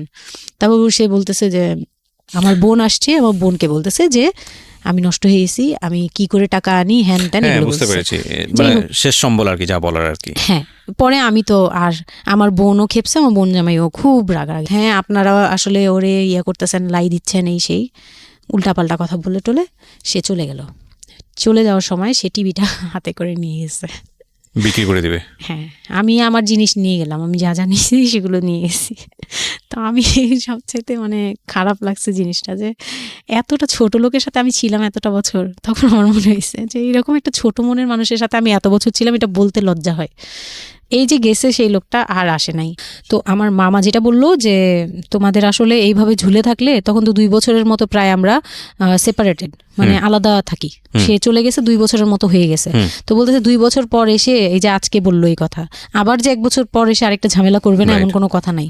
আর আমার মামা তখন আমাকে বলতেছিল তোমাকে আমরা একটা বিয়ে দিব, তোমার এখনো ওই বয়স আছে, এই সেই। আমি তো তখন একবারই না আমি বিয়েটি আর করতেই পারবো না, আমার মেয়ে আমি বড় করবো, এটাই আমার টার্গেট। তো তারা বলতেছে আচ্ছা ঠিক আছে, বিয়ে করো বা না করো, তোমার এইটার একটা সাইড করা দরকার। তুমি নিজ থেকে, ওর কাছ থেকে এমনিতেও কিছু পাবা না, উনিতেও কিছু পাবা না, তুমি নিজ থেকে একটা ডিসিশনে চলে ওর কাছ থেকে ডিটাচ হও আগে, যাতে ওর তোমার উপর কোনো দায়িত্ব না থাকে, অধিকার না থাকে। তখন গিয়ে মানে যেই গার্জিয়ানরা বিয়ে দিয়েছিল তারাই একসাথে বসে আমাকে ডিভোর্সের করে দেয়। হ্যাঁ, ওকে। তো ডিভোর্স করার পর you feel bad for this, like আপনি ডিভোর্স দিয়ে দিচ্ছেন, ও মানুষটার প্রতি কোনো মায়া বা না, বিন্দু মাত্র না। আমার কেন জানি এটা ফিল হয়নি, আমি নিজেও জানি না। সবাই বলে ডিভোর্সের সময়টা নাকি খুব, কিন্তু আমার কাছে মনে হচ্ছিল যে না, এটা একটা ভালো সমাধান। আমার তখন মনে হয় যে আরো আগেই বের হয়ে আসা ছিল। ফাইন, এবার আমার কিছু কোশ্চেন আছে, খুব শর্টকাটে আমি অনুষ্ঠানটা শেষ করবো। তারপরে রিয়েলাইজেশনের জায়গা থেকে আমার যারা লিসনার আছে তারা শুনলেই বুঝতে পারবেন যে আসলে স্টোরিটা কেন আমরা প্রচার করলাম। আপনি তো এখন কোনো না কোনো জব করছেন, আপনার সন্তানের খরচ ভরণ পোষণ আপনিই দেন, এবং আমি জানি যে আপনার একটা স্বপ্ন আছে নিশ্চয়ই, এবং আপনি কোনোভাবেই চাইবেন না যে আপনার মেয়ে, আপনি যে অবস্থাটা ফেস করছেন সেটা আপনার মেয়ে ফেস করুক। এবং আমার কেন জানি মনে হচ্ছে যে আপনাদের গল্পটা শুনে যে আপনার মেয়ে আপনার খুব ভালো একজন বন্ধু, সবকিছু মিলিয়ে। ওকে, সো একটা কথা, সৃষ্টিকর্তা কখনোই কোনো মানুষকে কমপ্লিটলি আনহ্যাপি করে না, কমপ্লিটলি হ্যাপি করে না। হ্যাঁ, আপনার এই কষ্টময় জীবনের মধ্যেও আপনাকে আল্লাহ একটা বেস্ট গিফট দিয়ে দিয়েছেন, সেটা হচ্ছে আপনার সন্তান। কিন্তু আমরা যদি একটু অন্যভাবে দেখি গল্পটাকে, যে ঘটনাটা ওর জীবনে ঘটে গেছে, প্রতিনিয়ত ঘটে গেছে, আপনি এই সমাজের জায়গা থেকে যদি আবার চিন্তা করেন, ওর লাইফটা কিন্তু একটা স্পটলেস লাইফ না। ও যখন সেকেন্ড একটা সম্পর্কে যাবে, সেই সম্পর্কটা একটা স্বাভাবিক সম্পর্কের জায়গা থেকে ও চিন্তা করতে পারবে না। এবং ওকে যখন একটা মানুষ নিজের জীবনে নিতে যাবে সম্পর্কের বাইরে এসে, তখন একটা জিনিস চিন্তা করবে যে ওর একটা পাস্ট লাইফ আছে, ওর একটা মেয়ে আছে, মেয়ের বয়স কত বছর চলছে? 12 বছর চলছে। এবং ওর বয়স যেখানে, আপনার কত? 21? আমার না, আমার হচ্ছে 27। 27, সো ওর প্রায় ওর বয়সের অর্ধেক বয়সের 2-3 বছর কম হবে, যাই হোক। তো এই যে ব্যাপারটা, এগুলো খুব ভালো চোখে দেখে না, দেখবে না, খুব স্বাভাবিক। হয়তো কোনো ব্যক্তি মানুষ দেখলেও দেখতে পারে, কিন্তু যখন পরিবারের জায়গা থেকে আসবে এই সম্বন্ধটা, তখন কোনোভাবেই পরিবারের অন্য লোকজন এটাকে কোয়েশ্চেনেবল, মানে কোয়েশ্চেনের জায়গা থেকে এটা ছাড় দেবে না। তাহলে দেখুন, ওর জীবনের বিগার লস কিংবা ওর জীবনের যে একটা ভয়ানক রকমের একটা ক্ষতি, পুরো জীবনের মোড়টাকে অন্যদিকে ঘুরিয়ে দেওয়া। যদি একটা নিউট্রাল জায়গা থেকে আমরা চিন্তা করি, একটা মেয়ে তার জীবনটা আসলে কেমন হওয়া উচিত ছিল, সেই জায়গাটা থেকে, তাহলে ওর জীবনটা কোথায় গিয়ে দাঁড়িয়েছে। এবং যদি এভাবেই জীবনটা চলে যায়, তাহলে ওর যে মেয়েটা বড় হচ্ছে, সে মেয়েটা বড় হয়ে একসময় নতুন একটা সংসারে চলে যাবে। যেহেতু সে ছেলে না, সুতরাং তার মার প্রতি দায়িত্বের ব্যাপারটা হয়তো অন্যরকমভাবে তাকে পালন করতে হবে, সেখানে গিয়ে সে থাকতে পারবে না। তাহলে এই মেয়েটা একসময় বড় হতে হতে হতে হতে হতে এমন একটা জীবনে আসবে যখন বার্ধক্য চলে আসবে, যখন আশেপাশে কেউ থাকার মতো থাকবে না। তখন এই মেয়েটার জীবনটা, মানে সারাটা জীবনের জন্যে তাকে একটা অদৃশ্য জেলে পুরে দেওয়া হয়েছে। পরিবার তাকে যে বিয়েটা দিয়েছিল অল্প বয়সে, সেটা পারিবারিক এক ধরনের সিদ্ধান্তের জায়গাটা থেকে সবাই মনে করেছিল এতে মঙ্গল হবে, কিন্তু আলটিমেটলি মঙ্গল তো হয়নি। উল্টো যেটা হয়েছে সেটা যদি জানতো আগে থেকে, তাহলে কেউ এই মঙ্গলটা করতে চাইতো না। কিন্তু এগুলো কিন্তু একেবারে আমাদের প্রত্যেকটা জায়গা থেকে আমরা কিন্তু সবাই বুঝি যে বয়সের ডিফারেন্স থাকলে কি হতে পারে। ভাই, এটা তো হিন্দি সিরিয়াল না। এখানে একটা অসম বয়সে একটা মেয়ে বা ছেলের বিয়ে হলো, তারপরে দেখা গেল যে স্বাভাবিকভাবে তাদের মধ্যে যেটা হওয়ার কথা সেটা হচ্ছে না, অন্য কিছু হচ্ছে। এই বিষয়গুলো তো আসলে এরকম না। জীবনটা তো আসলে এই ধরনের ড্রামা মেইনটেইন করে না, এটা নাটকের চেয়ে অনেক বেশি নাটকীয়। সুতরাং যারা এই ধরনের কাজ করেন বা কাজ করতে উৎসাহ দেন, তাদেরকে আমরা রিকোয়েস্ট করব যে একটা জীবন ধ্বংস করার জন্যে এই রকম অনৈতিক সিদ্ধান্ত যথেষ্ট। অতএব কোনো মেয়ের কিংবা ছেলের মেন্টাল ম্যাচুরিটি, শুধু ফিজিক্যাল ম্যাচুরিটি না, mental maturity which is very very important, মানসিকভাবে পরিপক্ক ফর দ্যাট পার্টিকুলার থিং, মানে ওই যে জিনিসটার জন্য আপনারা তাকে তৈরি করছেন, লাইক সে যদি সংসার করতে চায় বা কোনো কিছু করতে চায়, সেটার জন্য ওই মানুষটা যদি মানসিকভাবে পরিপক্ক না হয়, তাহলে কখনোই তাকে সেই জায়গাটায় ঠেলে দেওয়া উচিত না।